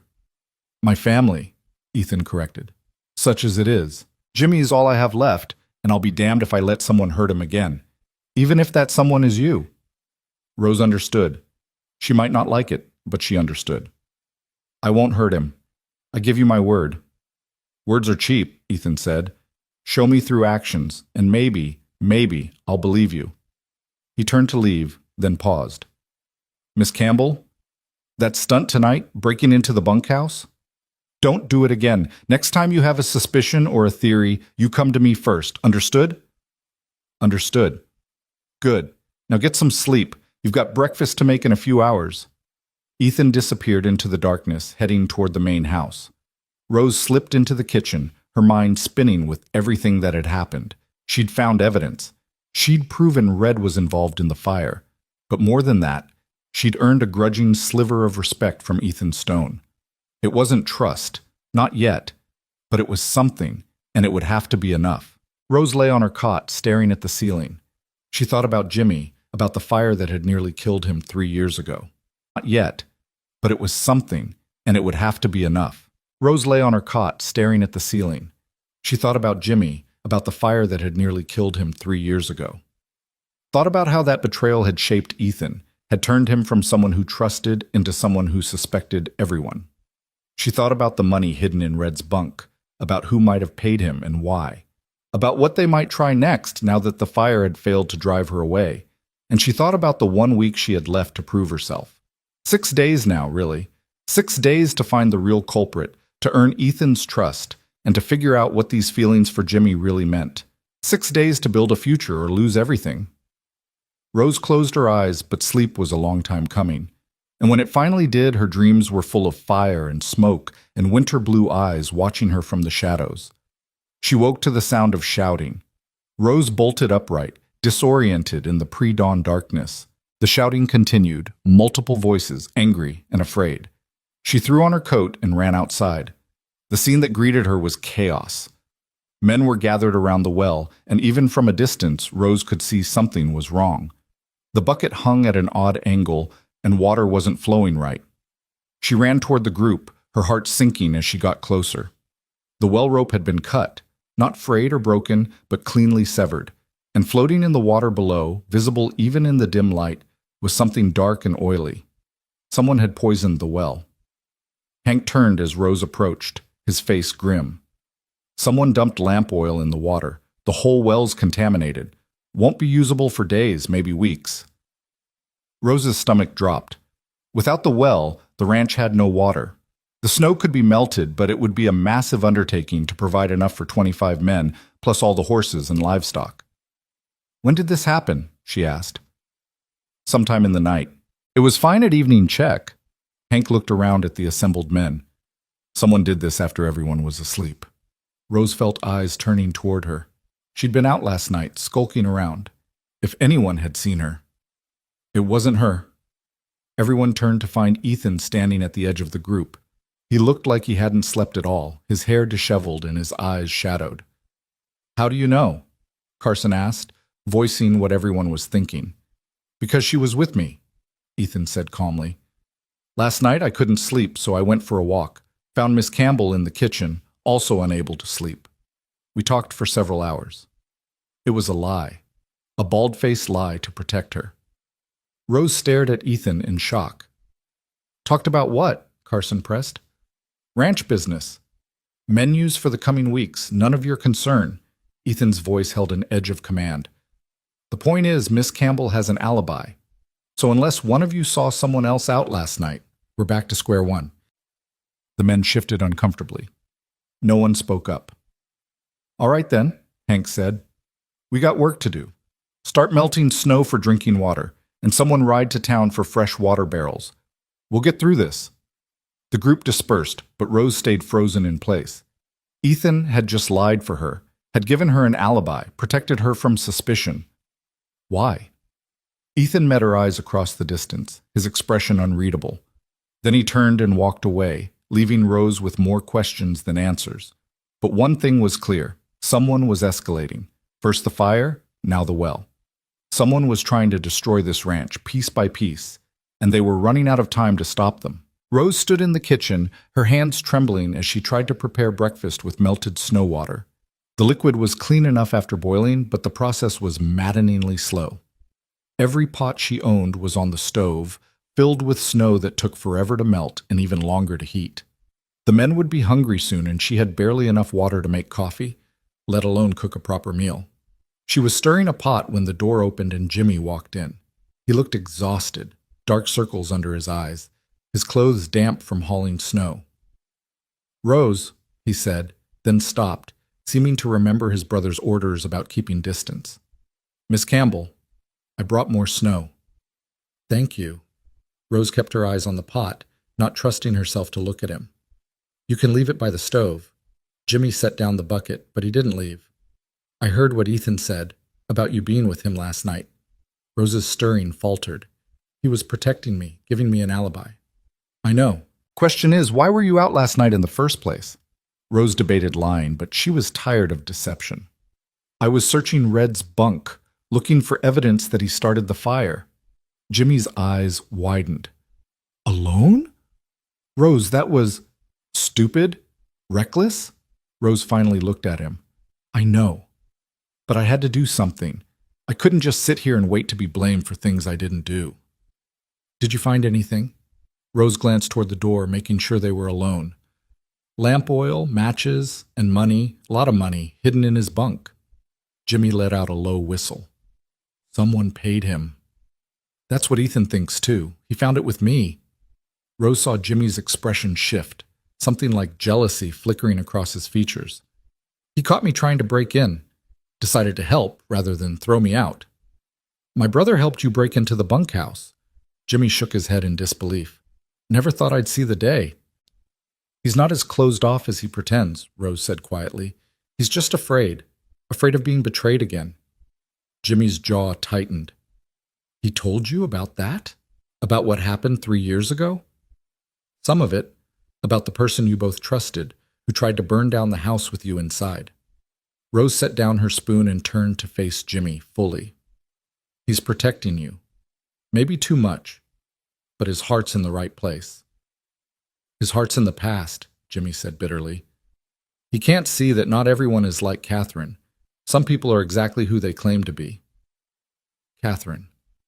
So that was the name of the woman who'd betrayed them. Rose filed it away, another piece of the puzzle.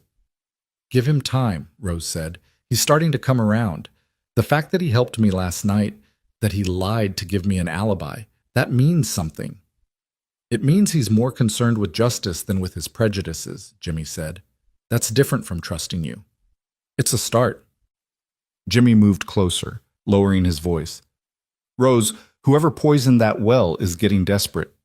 The fire didn't work, so they're trying something else. And they're doing it at night, when everyone's asleep and vulnerable. I know. Which means you're not safe. If they realize you're searching for evidence, that you're getting close to the truth. Jimmy's hand reached out, then stopped, hovering in the air between them as he remembered the rules about distance. I can't protect you if I'm supposed to stay away.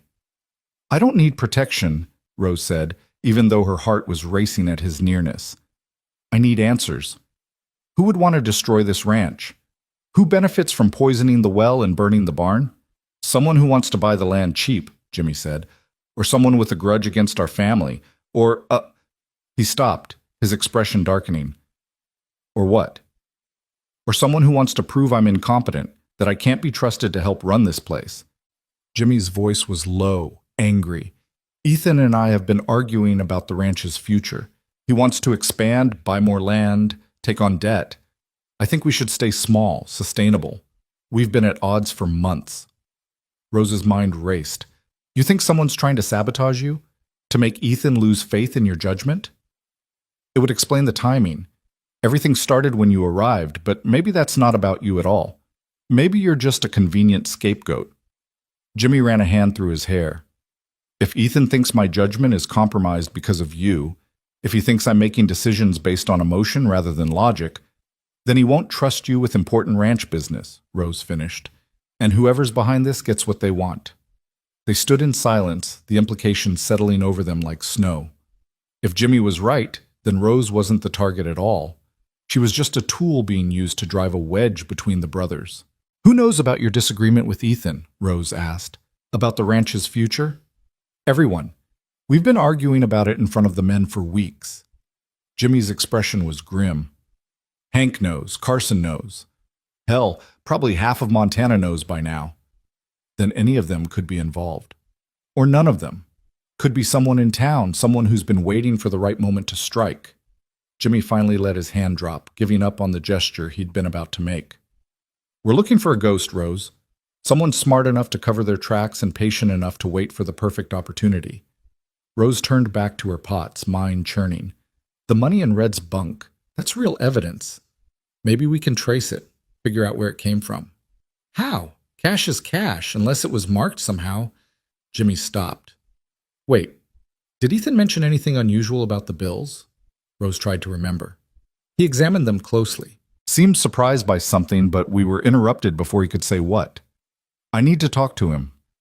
Jimmy moved toward the door, then paused. Rose, be careful today. Whoever's doing this, they're escalating. Fire, then poisoning. What comes next could be worse. After Jimmy left, Rose tried to focus on breakfast, but her mind kept drifting. She thought about Catherine, the woman who'd betrayed the Stone brothers. What had driven her to such extremes? Love turned sour, greed, simple malice? And was history repeating itself now, with a different betrayer using a different method? The men filed in for breakfast, a meager offering of oatmeal and hard biscuits, all Rose could manage with the limited water. They ate without complaint, understanding the situation, but Rose saw their worried glances. A ranch without water was a ranch in crisis. After breakfast, Rose was washing dishes when Hank appeared. "Miss Campbell, got a minute?" Rose dried her hands. "Of course." Hank looked uncomfortable, shifting his weight. "I need to ask you something, and I need you to be honest. Last night, when the boss said you were with him, was that true?" Rose's heart sank. Hank deserved the truth, but the truth would implicate her in breaking into the bunkhouse. "Why do you ask?"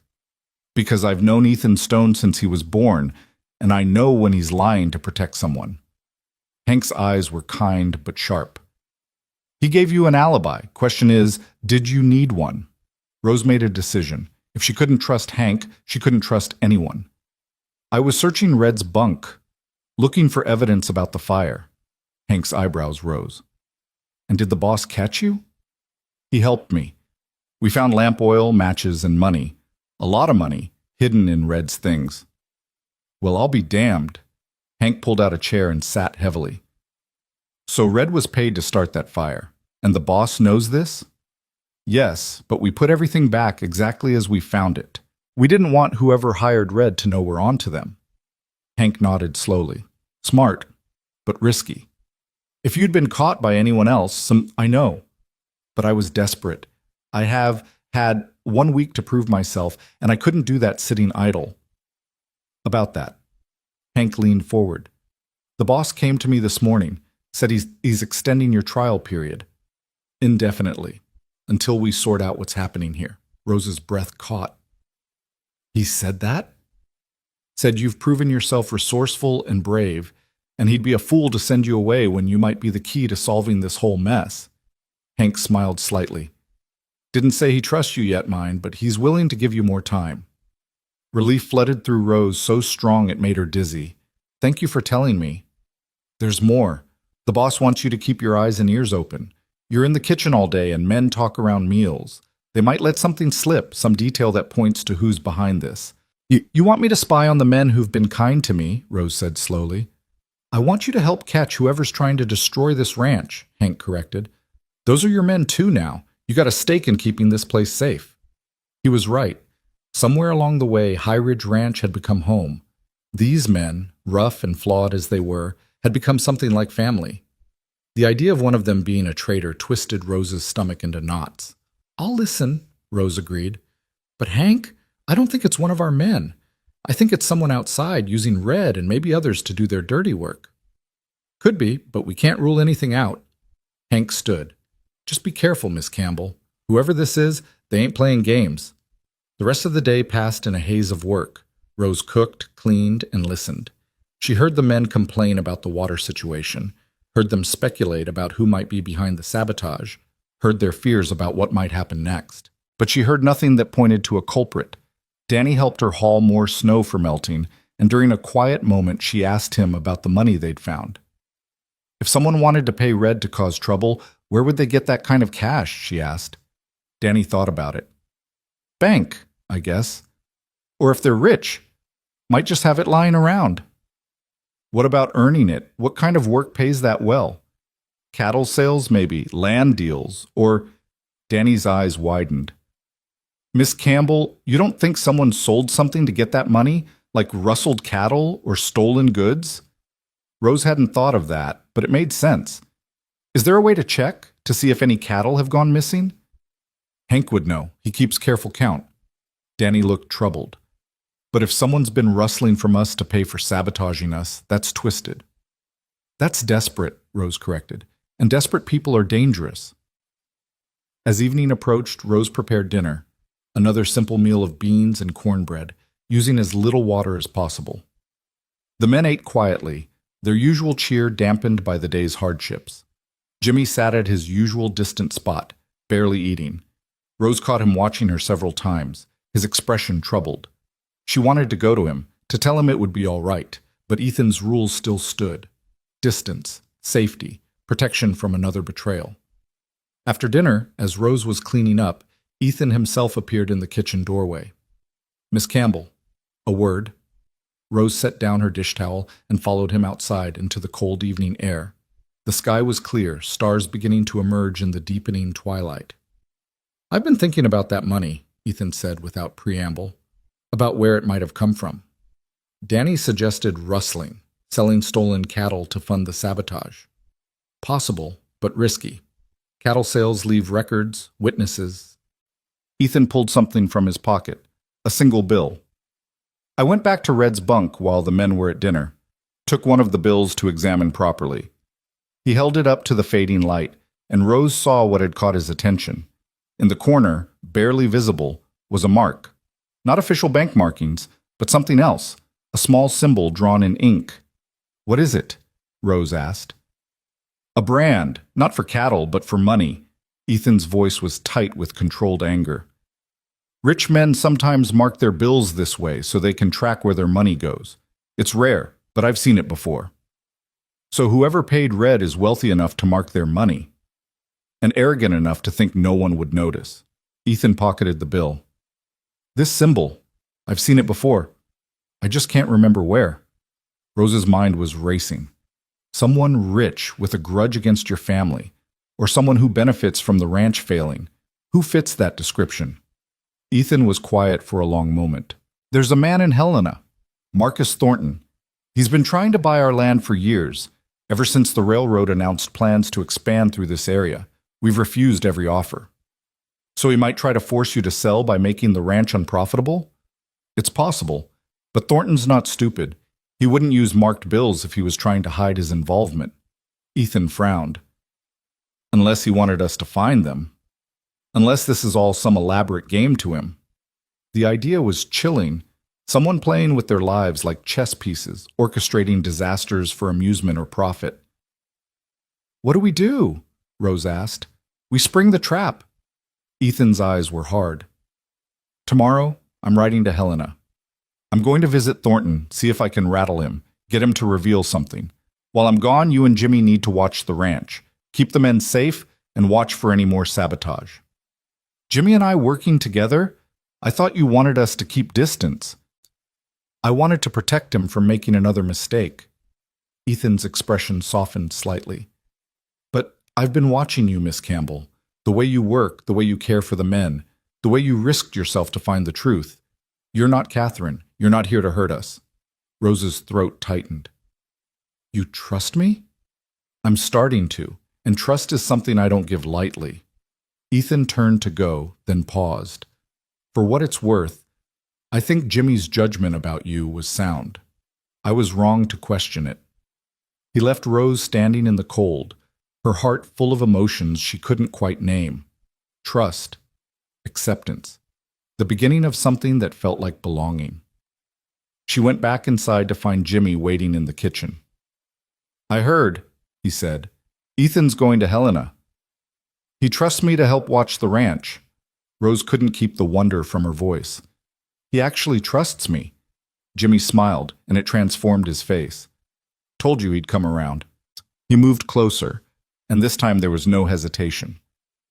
"Rose, while he's gone, we should talk," Rose said. "Really talk about what's happening between us." "What is happening between us?" Jimmy's voice was soft. "Because from where I'm standing, I'm falling for a woman who appeared in a blizzard and turned my whole world upside down." Rose's heart stuttered. "Jimmy, I know it's fast, I know it's complicated, but I also know that when I saw you on that bucket line, fighting that fire, all I could think was that I couldn't lose you." Jimmy's hand came up, gently touching her cheek. "Can't lose you, Rose." Rose leaned into his touch, closing her eyes. "You barely know me." "I know enough. Know you're strong and brave and stubborn. I know you make the best biscuits in Montana, and you're not afraid to stand up to my brother. I know you've been hurt before, and you're terrified of being hurt again." Jimmy's thumb brushed across her cheekbone. And I know I want to be the one who proves not all men are like your late husband. Thomas was a drunk and a fool, Rose said, opening her eyes. But he taught me an important lesson. Love isn't enough. You need trust too, and respect, and I'm offering all of that. Jimmy's voice was earnest. I'm offering you a partner, Rose, not a master or a savior. A partner. Rose wanted to believe him, wanted to let herself fall into whatever this was between them, but fear held her back, fear of being hurt, of being abandoned, of building something beautiful only to watch it burn. What if Ethan's right? She whispered. What if I am too much like Catherine? What if I hurt you without meaning to? Then I'll heal and move on. That's life, Rose. Risk and reward, pain and joy. Jimmy's other hand came up, cradling her face. But I don't think you'll hurt me. I think you're exactly what this family needs, what I need. Before Rose could respond, before she could think of all the reasons this was a bad idea, Jimmy kissed her. It was gentle, tentative, asking permission even as it offered promise. Rose's hands came up to grip his shirt, and she kissed him back with all the longing and fear and hope that had been building inside her since that first night in the blizzard. When they finally pulled apart, both breathing hard, Jimmy rested his forehead against hers. Say you'll give this a chance, he murmured. Give us a chance. Rose knew she should be cautious, knew she should protect her heart until she was sure, until the saboteur was caught and the danger had passed. But standing here in Jimmy's arms, feeling safe and wanted for the first time in years, caution felt like a luxury she could no longer afford. Yes, she said. Yes, I'll give us a chance. Jimmy's smile was brilliant, joy radiating from him like sunlight. He kissed her again, longer this time, deeper. And Rose let herself fall, let herself believe that maybe, just maybe, she deserved this happiness. They were so lost in each other that neither of them heard the footsteps approaching the kitchen. Neither of them saw the figure standing in the shadows outside, watching through the window with cold, calculating eyes. Neither of them knew that their moment of happiness had just sealed their fate. The next morning, Ethan left for Helena before dawn. Rose woke to find a note slipped under her pantry door. Watch over Jimmy. Watch over the ranch. I'm counting on you. E.S. Rose tucked the note into her pocket and set about making breakfast. The water situation was still dire, but one of the men had rigged a system to melt snow more efficiently. It wasn't perfect, but it would do until the well could be cleaned and refilled. Jimmy appeared as she was setting out plates, looking more relaxed than she'd seen him in days. His eyes found hers across the room, and the warmth in them made her stomach flutter. Morning, he said, his voice carrying an intimacy that hadn't been there before. Morning? Rose couldn't help but smile. The men noticed, of course. Cowboys were observant about things like this, and the tension between Rose and Jimmy had been building for days. She saw knowing glances exchanged, heard a few good-natured chuckles, but no one said anything. If the boss's brother wanted to court the cook, that was their business. After breakfast, Jimmy found Rose in the cold storage room. I have to ride out to check the north fence line, he said. Should be back by noon. Will you be all right here? I'll be fine. I have work to keep me busy. Jimmy hesitated. Be careful, Rose. Keep the kitchen door locked. Don't let anyone in unless you know them. You're worrying too much. Someone poisoned our well and tried to burn down the barn. I'm worrying exactly the right amount. Jimmy touched her face briefly. Promise me you'll be careful. I promise. She watched him ride out, her heart tight with worry she wouldn't voice. Then she returned to the kitchen and threw herself into work. Rose was kneading bread dough when she heard a horse approach. She wiped her hands and went to the window, expecting to see one of the ranch hands returning early. Instead, she saw a stranger, a well-dressed man on a fine horse, picking his way carefully through the snow. He dismounted near the main house, looked around with an air of ownership that immediately set Rose's teeth on edge, then turned and walked directly toward the kitchen. Rose's instincts screamed danger. She moved quickly to the door, throwing the bolt just as the man reached for the handle. He knocked. Hello? Anyone here? I'm looking for Ethan Stone. Rose stayed silent, her heart pounding. I saw smoke from the chimney. I know someone's in there. The man's voice was smooth, educated. I'm Marcus Thornton from Helena. I have business with Mr. Stone. Thornton. The man Ethan had gone to see. The man who wanted to buy the ranch. What was he doing here? Mr. Stone isn't available, Rose called through the door. You'll have to come back another time. I'm afraid this can't wait. It's about the recent difficulties you've been experiencing. The fire. The well. A pause. I think I can help. Rose's mind raced. This could be a coincidence, Thornton arriving just as Ethan went to confront him.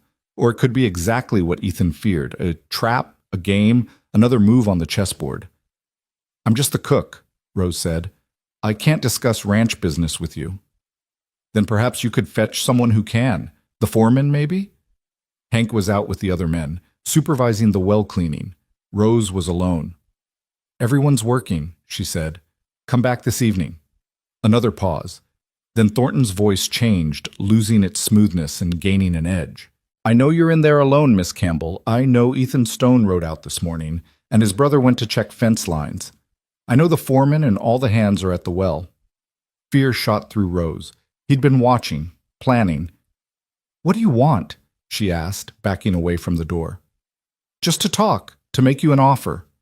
The door handle rattled. Open the door, Miss Campbell. This doesn't have to be difficult.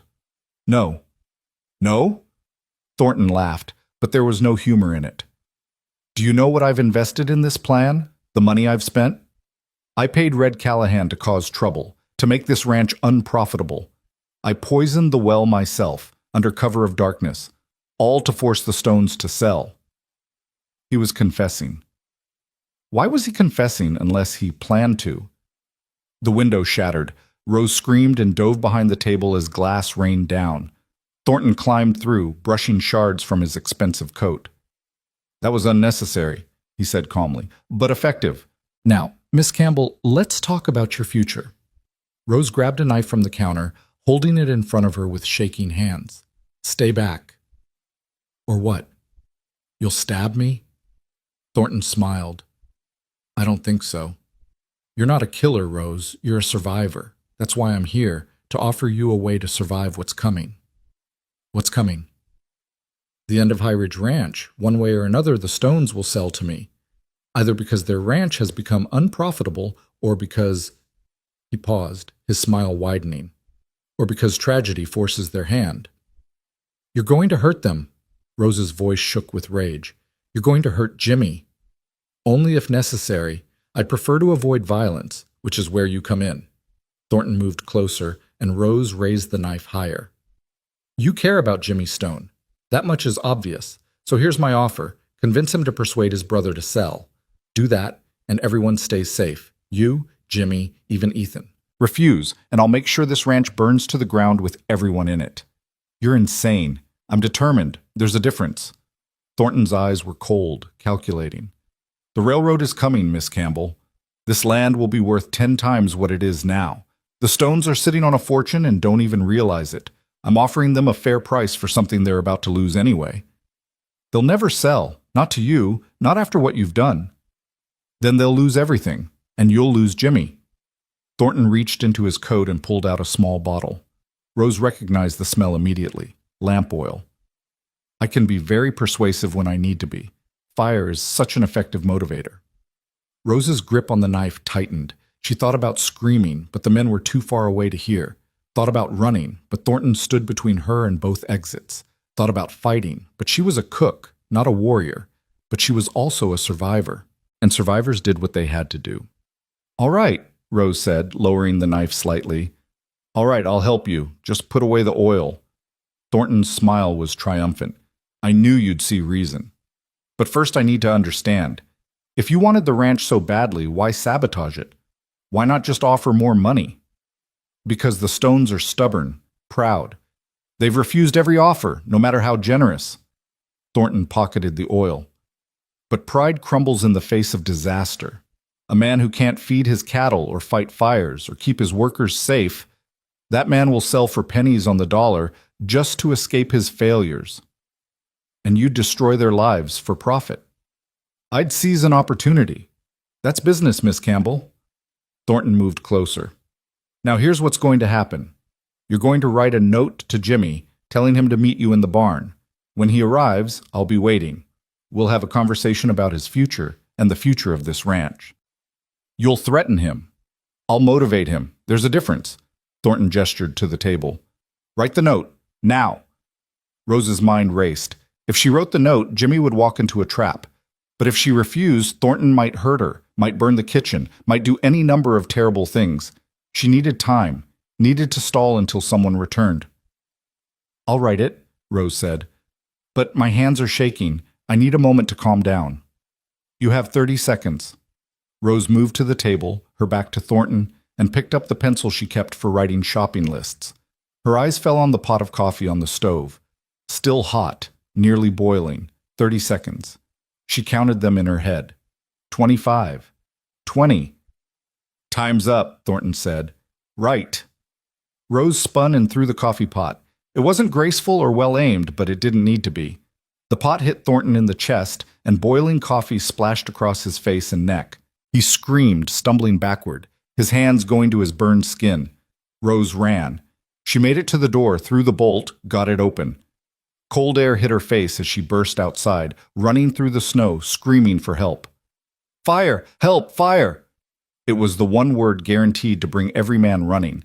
Behind her, she heard Thornton cursing, heard him stumble out of the kitchen, but she didn't look back.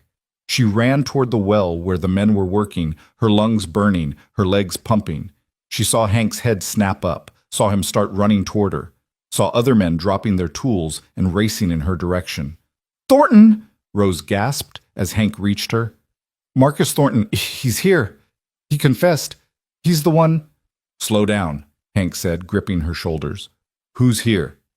Thornton, in the kitchen. He broke in. He threatened me. He's going to... A gunshot cracked through the air. Everyone froze. Rose turned to see Thornton standing outside the kitchen, a pistol in his hand, his face red and blistered from the coffee. Nobody move! He shouted. His voice was ragged with pain and fury. The next person who takes a step dies. The men stood motionless. Rose could see Carson's hand moving slowly toward his own gun, but Hank shook his head minutely. Too risky. You ruined everything, Thornton screamed at Rose. You were supposed to help me. You were supposed to be smart. I am smart, Rose called back. Smart enough not to help a monster. Thornton's face twisted with rage. He raised the gun, pointing it directly at Rose. Time seemed to slow. Rose saw his finger tighten on the trigger, saw Hank move, trying to push her aside, saw Carson draw his gun, too far away to help. Then she saw Jimmy. He came from the side, riding hard, his horse's hooves throwing up snow. He must have heard the commotion, must have ridden back at full speed. He was shouting something Rose couldn't hear over the blood pounding in her ears. Thornton swung the gun toward Jimmy. No! Rose screamed. Two shots rang out simultaneously, Thornton's wild firing as Carson's bullet hit him in the shoulder. Thornton went down, his gun flying from his hand. Jimmy's horse reared, and for one terrible moment, Rose thought he'd been hit, but he hadn't. He dismounted in one fluid motion and ran to Rose, pulling her into his arms. Are you hurt? His hands were all over her, checking for wounds. Rose, talk to me. Are you hurt? I'm fine. Rose was shaking so hard she could barely stand. I'm fine. He didn't... I threw coffee at him and ran... You threw coffee at him. Jimmy laughed, a sound caught between relief and hysteria. God, Rose, you could have been killed. But I wasn't. We weren't. Rose pulled back to look at his face. It's over. Thornton confessed everything, the fire, the well, all of it. We have him. Hank and several other men had surrounded Thornton, who was clutching his bleeding shoulder and moaning. Carson had retrieved the gun and was checking to make sure it was empty. Someone ride to town, Hank ordered. Get the sheriff. Tell him we got the man who's been sabotaging the ranch. As one of the hands galloped away, Jimmy turned Rose's face toward his. When I heard that gunshot, when I thought... His voice broke. Rose, I can't lose you. I just found you. You're not going to lose me. Rose touched his face, smoothing away the fear she saw there. I'm not going anywhere. Jimmy kissed her then, in front of everyone, a kiss full of relief and promise and love. The men cheered, some whistled, and Rose heard Hank's gruff chuckle. When they pulled apart, Rose saw Danny grinning like a fool, saw Carson nodding with approval, saw the other men smiling. This was her family now, these rough, loyal men who'd defended her, believed in her, stood by her. This was home. Ethan's going to be furious he missed this, Jimmy said, his arm tight around Rose's waist. Ethan's going to be relieved it's over, Rose corrected. She looked at the kitchen, at the broken window and the chaos visible through it. And then he's going to be annoyed that I ruined his kitchen. Jimmy laughed. Our kitchen? This is your home now, Rose, if you want it. Rose thought about the long road that had brought her here, the blizzard, the desperation, the fear of being sent away. She thought about the fire and the accusations, about Ethan's slow journey toward trust, about finding love in the most unexpected place. I want it, she said. I want all of it. The ranch, the work, the family. She looked up at Jimmy. I want you. Then you've got me. Jimmy's smile was brilliant. For as long as you'll have me. In the distance, Rose could hear horses approaching. The sheriff, most likely, coming to take Thornton away. Soon Ethan would return from Helena, and they'd have to explain everything. There would be questions and statements and the long process of justice. But right now, in this moment, Rose let herself simply be happy. Let herself believe that the worst was over, that safety and love and home were finally within reach. She'd survived the blizzard, survived the accusations, survived a madman with a gun, and a plan to destroy everything she'd come to care about. She'd more than survived. She'd won. And standing here in Jimmy's arms, surrounded by the men who'd become her family, Rose Campbell finally understood what it meant to belong. The sheriff arrived within the hour, a grizzled man named Wade Patterson, who'd known the Stone family for 20 years. He listened to Rose's account with a grim expression, then to the testimony of Hank and the other men who'd witnessed Thornton's confession and his attempt to shoot Rose. By the time he'd finished taking statements, Thornton had been bandaged, handcuffed, and loaded into a wagon for the journey to town. He'll hang for this, Sheriff Patterson said, settling his hat back on his head. Arson, attempted murder, destruction of property. Judge won't take kindly to a man trying to terrorize honest folk. Rose stood beside Jimmy, watching as the wagon pulled away. Thornton's face was a mask of pain and fury, his burned skin already blistering. He'd tried to speak several times, to threaten or bargain, but the sheriff had silenced him with a sharp word. Now he sat in defeated silence. His grand plan crumbled to dust. Strange thing, Sheriff Patterson said, turning to Rose. Man like Thornton, he's got money and influence. Could have bought a dozen other parcels of land for his railroad scheme. Why fixate on this one? Rose had wondered the same thing. He said it was about the railroad, about the land being worth a fortune. Maybe. Or maybe it was about something else. The sheriff's eyes were shrewd. Men like Thornton, they don't just want what they can't have. They need to win, to prove they're smarter, stronger, better than everyone else. Could be he chose this ranch because the Stones kept saying no, turned it into a personal challenge. Jimmy's arm tightened around Rose's waist. Whatever his reasons, he failed. The ranch is safe. For now, the sheriff agreed. But you folks should know, Thornton's got friends in Helena, rich friends. They might not take kindly to one of their own being arrested on the word of a cook and some ranch hands. Rose felt a chill that had nothing to do with the cold. You think they'll try to get him released? I think they'll try. Whether they succeed depends on the evidence and the judge. Sheriff Patterson tipped his hat. I'll do what I can to make sure justice is served. You have my word on that. As the sheriff rode away, Rose turned to find the ranch hands watching her with expressions ranging from admiration to concern. Danny stepped forward first. Miss Campbell, that was the bravest thing I ever seen, throwing hot coffee at an armed man. It was the only thing I could think of, Rose admitted. I'm not sure brave is the word. Desperate, maybe. Desperate or not, you saved yourself and probably saved all of us, Hank said. If Thornton had gotten his way, if he'd forced Jimmy into that barn for some kind of trap, no telling how many might have been hurt. Carson nodded his agreement. You did good, Miss Campbell. Real good. The praise felt strange. Rose had spent so long being blamed for things she hadn't done, being viewed with suspicion and mistrust. Having these hard men look at her with respect and gratitude made her throat tight with emotion. Thank you, she managed. All of you, for believing in me when you had every reason not to. You earned that belief, Hank said simply. Now, speaking practically, we got a mess to clean up. Kitchen's got a broken window, well's still contaminated, and we got a whole day's work ahead of us. The men dispersed to their tasks, but Jimmy stayed beside Rose. He was quiet, his jaw tight, and Rose could feel the tension radiating from him. "What's wrong?" she asked. "What's wrong?" Jimmy's voice was strained. "Rose, you could have died. If Thornton had shot you before Carson got him, if you'd slipped in the snow while running, if any of a dozen things had gone differently, but they didn't. I'm here. I'm safe. This time. But what about next time? What about when another threat comes along, another person who wants to hurt this ranch or this family?" Jimmy turned to face her fully. "I can't lose you, Rose. I can't go through that fear again." Rose understood. She'd seen the same fear in Ethan's eyes when he talked about Catherine, about the fire that had nearly killed Jimmy 3 years ago. Fear of loss could paralyze a person, could make them build walls so high that no one could reach them. "You can't live in fear of what might happen," Rose said gently. "That's not living at all. That's just existing, waiting for the next disaster." Easy to say when you're not the one who nearly watched the woman he loves get shot. The words hung in the air between them. The woman he loves. Rose's heart stuttered, then raced. "Jimmy, I know it's too soon. I know we've only known each other a handful of days. But when I thought I might lose you, when I saw that gun pointed at you..." Jimmy's hands came up to cup her face. "I realized I don't care about too soon or too fast or what's sensible.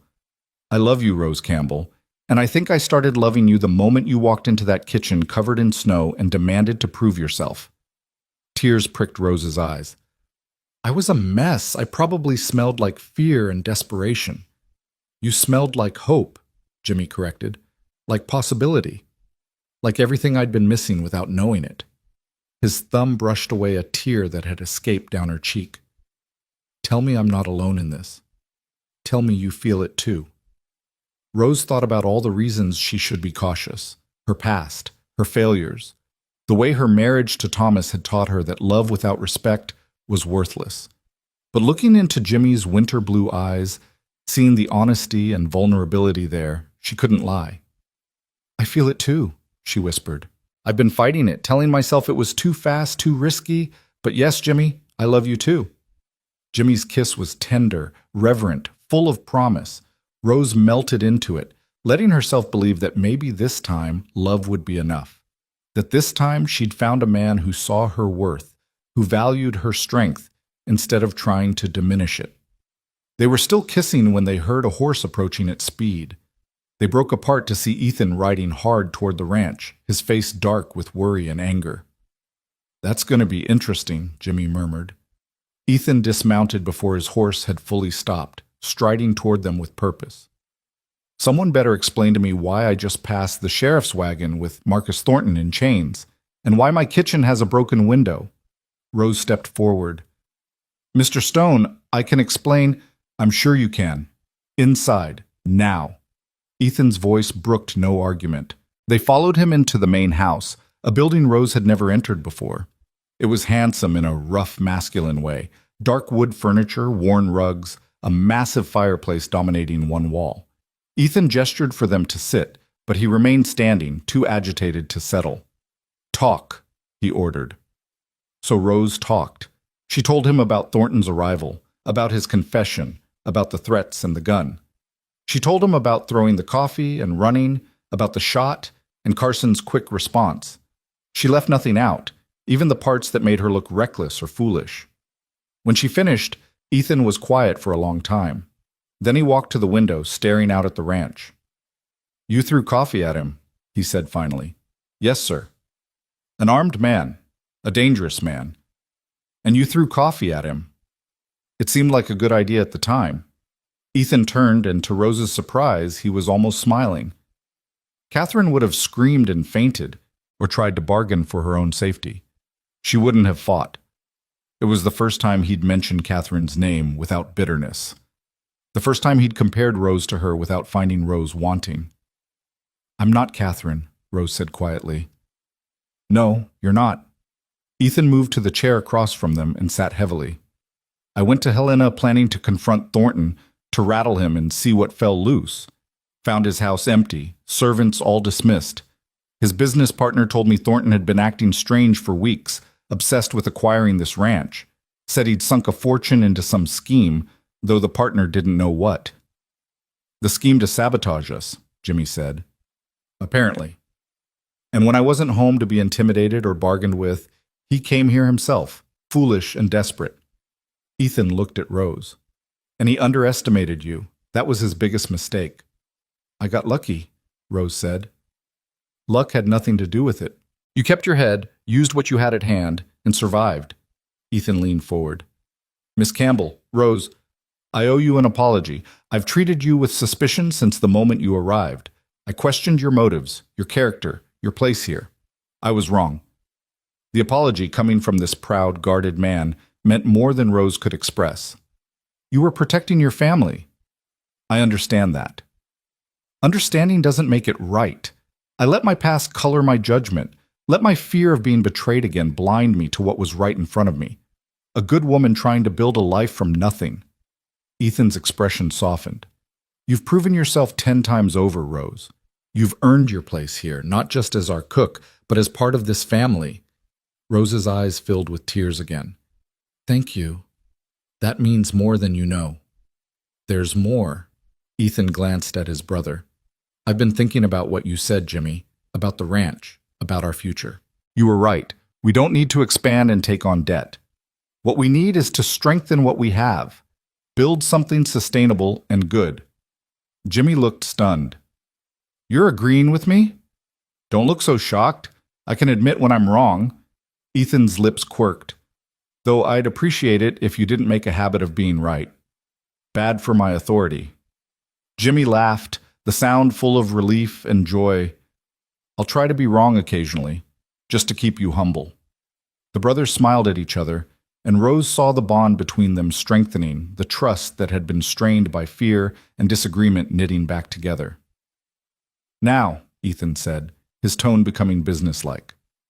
We have practical matters to address. The kitchen needs repairs, the well needs cleaning, and we need to prepare for winter in earnest. Rose, I'm officially hiring you as ranch cook, with a proper salary and living quarters. That pantry isn't suitable for long-term residents. Where will I stay? Rose asked. There's a small cottage behind the main house. It was built for the previous foreman, but Hank prefers the bunkhouse. It's yours if you want it. Bedroom, sitting room, even a small kitchen of your own, though I expect you'll still do most of your cooking in the main cookhouse. A cottage. Her own space, her own home. Rose could barely believe it. That's too generous. It's practical, and it's what you've earned. Ethan stood. Take the rest of the day to settle in. Tomorrow we'll start repairs and get things back to normal. He left them alone, and Rose turned to Jimmy with wonder in her eyes. A cottage, a real home. With a real future, Jimmy added. He took her hands. Rose, I know we've been through hell these past days. I know everything's been chaos and fear and fighting to survive. But now that's over, now that we can breathe. I want to talk about us, about what comes next. Rose's heart raced. What do you want to come next? I want to court you properly, take you to dances in town, introduce you to people as the woman I'm proud to be with. I want to give you time to be sure about this, about us, without the pressure of danger or suspicion. Jimmy squeezed her hands. And then, when you're ready, when you're absolutely certain, I want to marry you, Rose Campbell. I want to build a life with you here on this ranch. I want to wake up every morning to the smell of your cooking and fall asleep every night with you in my arms. Rose's breath caught. Marriage. A real marriage to a good man who loved her for who she was. It was everything she'd stopped believing she could have. I want that too, she said. All of it. But Jimmy, you should know. I'm broken in some ways. Thomas, he hurt me in ways that don't show. I might flinch when you raise your voice. I might have days where I can't believe this is real, where I wait for it all to fall apart. Then I'll spend every day proving it's real, proving I'm not him, that this love is different. Jimmy pulled her close. We're all broken in some ways, Rose. The question is whether we're willing to heal together. Rose buried her face in his chest, breathing in the scent of him, leather and hay and something uniquely Jimmy. Yes, Yes, I'm willing. They stayed like that for a long moment, holding each other in the quiet of the main house. Then Jimmy pulled back with a smile. Come on, let me show you your cottage. The cottage was small but perfect. Whitewashed walls, a stone fireplace, windows that let in the afternoon light. The bedroom had a real bed with a quilted coverlet. The sitting room had comfortable chairs and a small table. And the kitchen, though tiny, was efficient and well appointed. It's beautiful, Rose breathed, turning in a slow circle. It's yours. Jimmy leaned against the doorframe, watching her with soft eyes. Make it a home, Rose. Our home, eventually, if you'll have me. Rose went to him, rising on her toes to kiss him. I'll have you. Today, tomorrow, for as long as you'll stay. Forever then, because I'm not going anywhere. That evening, Rose cooked dinner in the main kitchen despite Ethan's suggestion to rest. The men needed feeding, and the work soothed her, helped her process everything that had happened.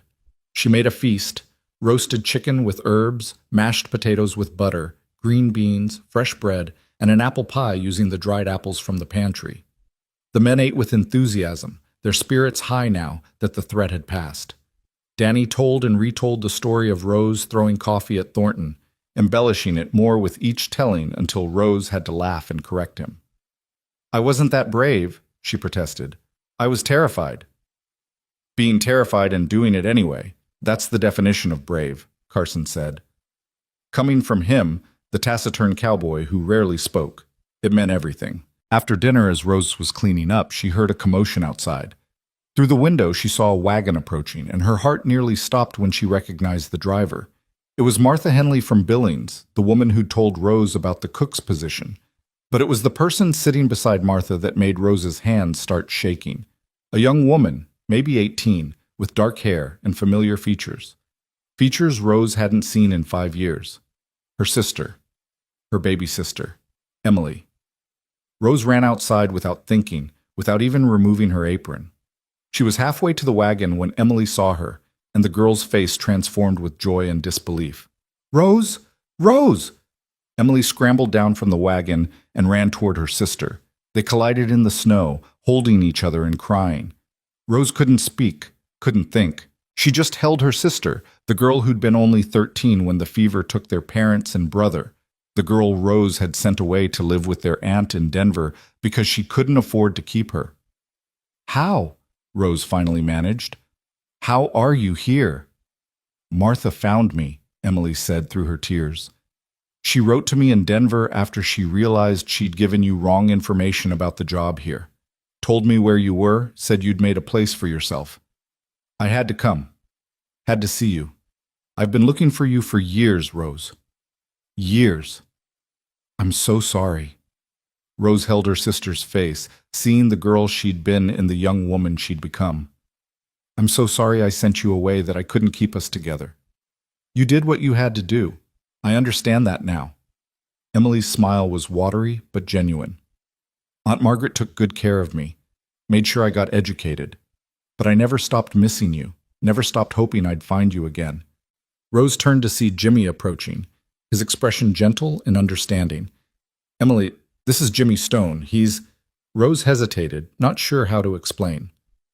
I'm the man who loves your sister, Jimmy said simply, offering his hand to Emily. It's an honor to meet you. Emily shook his hand, studying him with shrewd eyes that reminded Rose of their mother. You better be good to her. She's been through enough. I plan to spend my life proving I'm worthy of her, Jimmy said. Martha Henley had climbed down from the wagon and was explaining to Hank how she'd tracked down Emily through a network of letters and favors. Felt responsible, you see. My mistake brought Rose here under false pretenses. Least I could do was bring her some happiness. You brought her more than that, Rose said, turning to the older woman. You brought me everything. This job, this place, this family, and now my sister. I can never repay you. Don't want repayment. Just want to know you're happy, Martha smiled. Are you, Rose? Are you happy? Rose looked around at the faces surrounding her. Hank, gruff but kind. Carson, taciturn but loyal. Danny and the other hands who'd accepted her without hesitation. Ethan, who'd learned to trust again. Jimmy, who loved her. And Emily, her sister, her family. restored to her after so many years apart. "Yes," Rose said, her voice breaking with emotion. "Yes, I'm happy." The next weeks passed in a blur of joy and work. Emily stayed in the cottage with Rose, the two sisters talking late into the night, catching up on 5 lost years. Rose learned that Emily had become a teacher in Denver, that she'd been happy with their aunt, but had never stopped missing her older sister. "I wrote to you," Emily said one night as they sat by the fire. "Dozens of letters sent to every address I could think of, but they all came back." "I was moving around," Rose admitted. "After Thomas died, I couldn't stay in one place. The gossip, the judgment, it followed me everywhere." "Tell me about him, about what really happened." So Rose told her. Everything she'd never been able to say to anyone, about Thomas's drinking, his cruelty, his infidelities, about the night he died, about the town blaming her, about the desperate months that followed, about working at the Rose Bell, about the shame and the survival, about the moment she'd decided to walk away from it all and try one more time to build something good. Emily listened without judgment, her hand holding Rose's. When the story was done, she said simply, "You're the strongest person I know." "I don't feel strong. I feel lucky. Lucky that the blizzard led me here. Lucky that Jimmy saw something in me worth defending. Lucky that Thornton's plan failed." "Luck had nothing to do with it," Emily said, echoing Ethan's words. "You made your own path, Rose. You always have." The well was cleaned and refilled, the barn repairs were completed, and the kitchen window was replaced with glass that Ethan had shipped from Helena at considerable expense.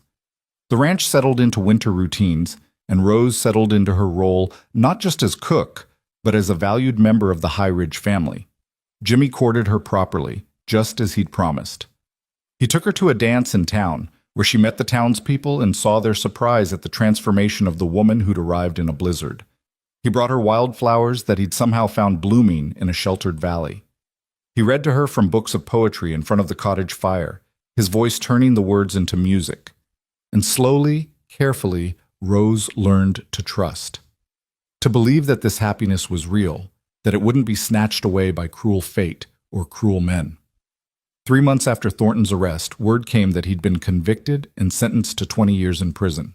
His influential friends had tried to intervene, but the evidence was too strong, the crimes too serious. Justice, it seemed, could prevail even against money and power. Rose felt no joy in his downfall, only relief that the threat was truly ended. It was a bright April morning when Jimmy came to the cottage where Rose was teaching Emily to make her famous biscuits. He was dressed in his good clothes, his hair neatly combed, and he held a small box in his hands. "Emily," he said, "would you mind giving us a moment?" Emily looked between them, her eyes dancing with excitement, and quickly excused herself. Jimmy took Rose's flour-dusted hands in his. "I had a whole speech planned. Something poetic about blizzards and second chances and finding light in darkness. But standing here looking at you, covered in flour and more beautiful than any woman has a right to be, I can't remember a word of it." Rose laughed, her heart already racing. "Jimmy, so I'll just say this plain. Rose Campbell, you walked into my life when I needed you most. You brought warmth and hope and love to a place that had grown cold with fear and suspicion. You proved that trust is possible, that love can bloom even in the darkest winter." He opened the box, revealing a simple gold band with a small diamond. "Marry me, Rose. Be my wife, my partner, my home. Help me build a future that honors everything you've survived to get here." Rose looked at the ring, then at Jimmy's face, seeing the love and hope and vulnerability there. She thought about the journey that had brought her to this moment, the pain and loss, the fear and fighting, the slow blooming of trust and love. She thought about the girl who'd walked into a blizzard with nothing but stubborn hope and a determination to survive. That girl had become a woman who'd found her place, her family, her love. "Yes," Rose said, her voice steady and sure. "Yes, Jimmy, I'll marry you." Jimmy slipped the ring onto her finger, then pulled her into his arms, lifting her off her feet and spinning her around.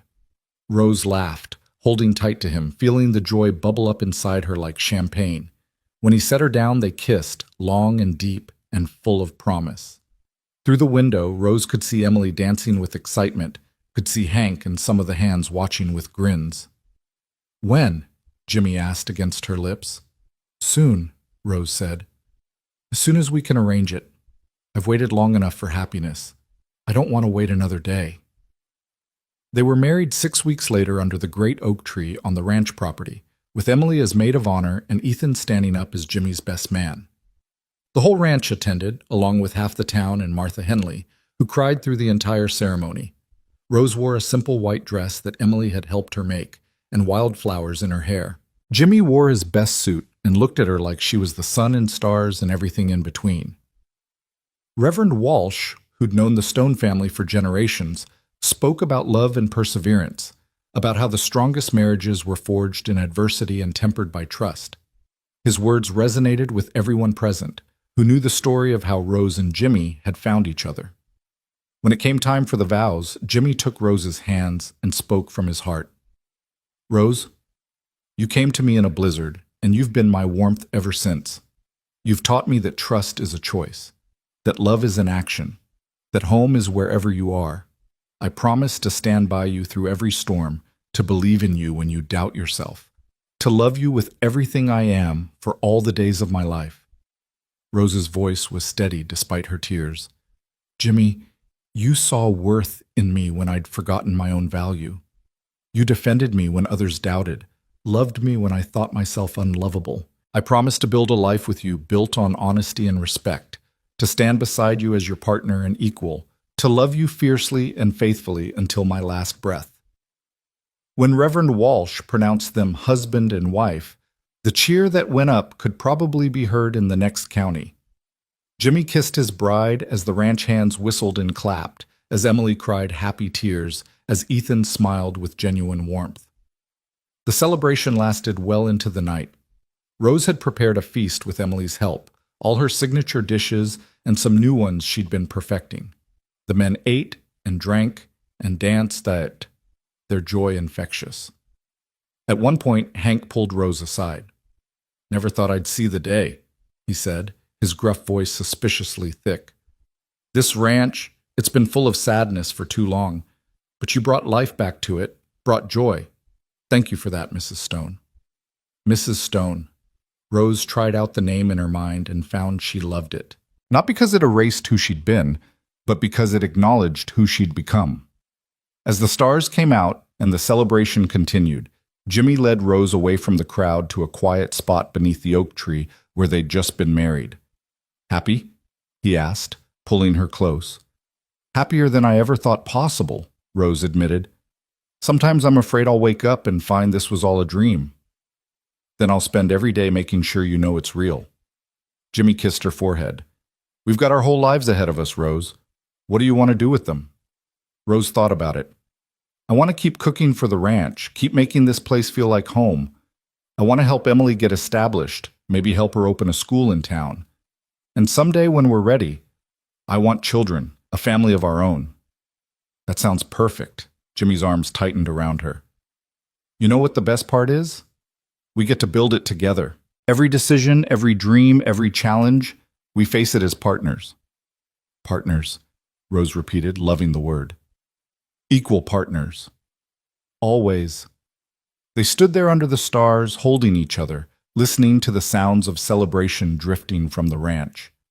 Rose thought about the long road that had brought her here, about every hardship that had shaped her, every loss that had strengthened her. She thought about the girl who'd walked 6 hours through a blizzard, desperate and afraid but refusing to give up. That girl had found more than a job or a home. She'd found herself. She'd found her worth. She'd found love that didn't demand she diminish herself, but celebrated everything she was. The months that followed the wedding brought their own challenges and joys. Rose and Jimmy moved into the cottage together, making it truly their home. Emily decided to stay in Montana, opening a small school in town with financial backing from Ethan, who'd recognized her talent and dedication. Rose continued to cook for the ranch, but now with Emily's help on busy days. The sisters worked side by side, teaching each other, learning from each other, building the relationship they'd lost too soon and found again against all odds. The ranch prospered under Ethan and Jimmy's joint leadership, their different perspectives balancing each other. They bought no new land, took on no debt, but strengthened what they had.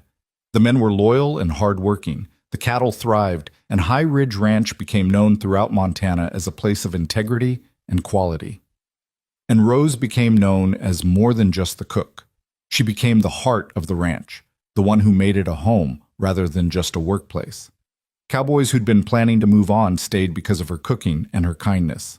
New hands were told that if they wanted to work at High Ridge, they'd better be respectful and hardworking, because Mrs. Stone didn't tolerate nonsense. On a crisp October morning, nearly a year after her arrival, Rose stood in the kitchen preparing breakfast when she felt Jimmy's arms wrap around her from behind. "Good morning, Mrs. Stone," he murmured against her neck. "Good morning, Mr. Stone." Rose leaned back against him, savoring the moment. "Sleep well?" "Perfectly, though I woke up to an empty bed and followed the smell of coffee." He turned her in his arms. "You're up early." "I have something to tell you." Rose's heart was racing, but with joy this time, not fear. "Something I've been waiting to be sure about before I said anything." Jimmy's expression grew concerned. "What is it? Are you all right?" "I'm more than all right." Rose took his hand and placed it on her still flat stomach. "We're going to have a baby, Jimmy. You're going to be a father." For a moment, Jimmy just stared at her, his expression stunned. Then joy broke across his face like sunrise, brilliant and beautiful. He laughed, picked her up and spun her around just as he had when she'd accepted his proposal. "A baby," he said, setting her down gently, his hands immediately going to her stomach as if he could feel the tiny life growing there. "Rose, a baby. Our baby. Are you happy?" Rose asked, though she could see the answer in his face. "Happy doesn't begin to cover it." Jimmy's eyes were wet. "You've given me so much already. Love, partnership, home, and now this. A child. A family." He kissed her softly. "When?" "Late spring, I think. April or May. A spring baby. New life in the season of new beginnings." Jimmy pulled her close, careful now of the precious cargo she carried. "Have you told Emily?" "Not yet. I wanted you to be the first to know." "Let's tell her together, and Ethan, and—" Jimmy laughed. "Hell, let's tell everyone. I want to shout it from the rooftops." They told Emily over breakfast, and she cried and hugged them both, already planning how she'd be the best aunt any child ever had. They told Ethan, who looked shocked and then quietly pleased, already talking about adding rooms to the cottage for a nursery. By lunchtime, the whole ranch knew. The men congratulated Jimmy with backslapping and ribbing, and they treated Rose with even more care than before, as if she might break. "I'm pregnant, not fragile," Rose protested when Danny tried to take a pot from her hands. "I can still work." "Course you can," Hank said. "But humor us, Mrs. Stone. Let us help. It's all we know how to do." So Rose let them help, let them show their care through action, and she continued to cook, to nurture, to build the life she'd once thought was impossible. Winter came again, but this time Rose faced it without fear. She had a warm home, a loving husband, family and friends surrounding her. She had purpose and security and love that grew deeper every day. She also had her mother's cookbook, which she'd saved from the fire all those months ago. She spent winter evenings reading it, learning recipes she'd forgotten, planning meals for her child to grow up eating. One snowy evening, as Rose sat by the fire with the cookbook in her lap and Jimmy's hand resting on her growing belly, he asked, "Do you ever think about that day you arrived? About walking through the blizzard?" "Sometimes," Rose admitted. "I think about how desperate I was, how afraid. How I walked 6 hours through snow with holes in my boots, not knowing if I'd find anything at the end." "What would you tell that woman now if you could go back and talk to her?" Rose thought about it.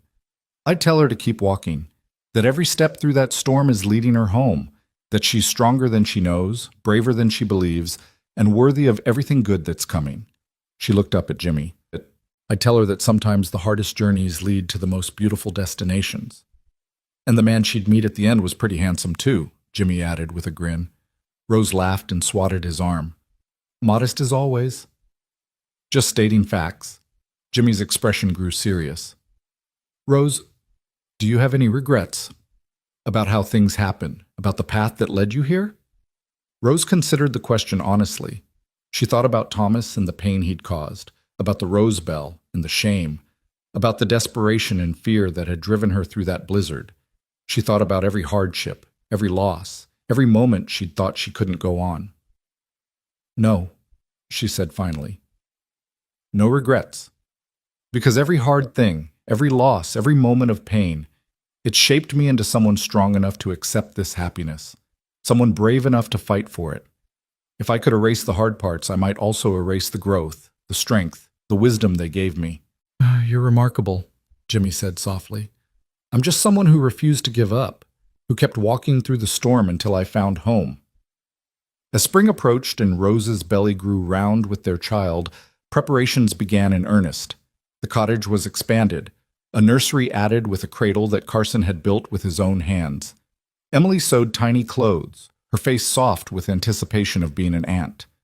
The ranch hands argued good-naturedly about whether the baby would be a boy or girl, taking informal bets and making outrageous predictions. Ethan surprised everyone by being the most excited of all. He'd never shown much interest in children before, but the idea of being an uncle seemed to unlock something in him. He ordered books on child-rearing from back east, much to Jimmy's amusement. "You planning to raise my child for me?" Jimmy teased. "Someone needs to make sure you don't mess it up," Ethan shot back, but his smile took the sting from the words. On a warm April morning, when the wildflowers were blooming in the valley and the oak tree was budding with new leaves, Rose felt the first pains of labor. Jimmy, who'd been calm through every crisis the ranch had faced, panicked completely. He ran for the doctor, then ran back to Rose, then ran for Emily, all while Rose sat calmly in the kitchen chair, breathing through the contractions. "Jimmy," she said when he burst through the door for the third time, "I'm fine. The baby's not coming for hours yet. Breathe." "I am breathing," Jimmy said, though he looked like he might faint. "Then breathe slower. You're turning blue." Emily arrived with the doctor, a capable woman named Dr. Sarah Chen, who'd settled in town the year before. She examined Rose, pronounced everything normal, and settled in to wait. The labor lasted through the day and into the evening. Rose bore it with the same quiet strength she'd shown through every trial, focusing, breathing, enduring. Jimmy stayed by her side, holding her hand, whispering encouragement, being the partner he'd promised to be. Just as the sun was setting, painting the sky in shades of pink and gold, Rose gave one final push and brought new life into the world. "A girl," Dr. Chen announced, placing the squalling infant on Rose's chest. A healthy, beautiful girl. Rose looked down at her daughter, red-faced and angry, with a shock of dark hair and eyes that would surely be blue like her father's, and felt love so fierce it stole her breath. "Hello, little one," she whispered. "Welcome home." Jimmy was crying openly, his hand trembling as he touched his daughter's tiny fist. "She's perfect. Rose, she's perfect." "What will you name her?" Dr. Chen asked. Rose and Jimmy had discussed this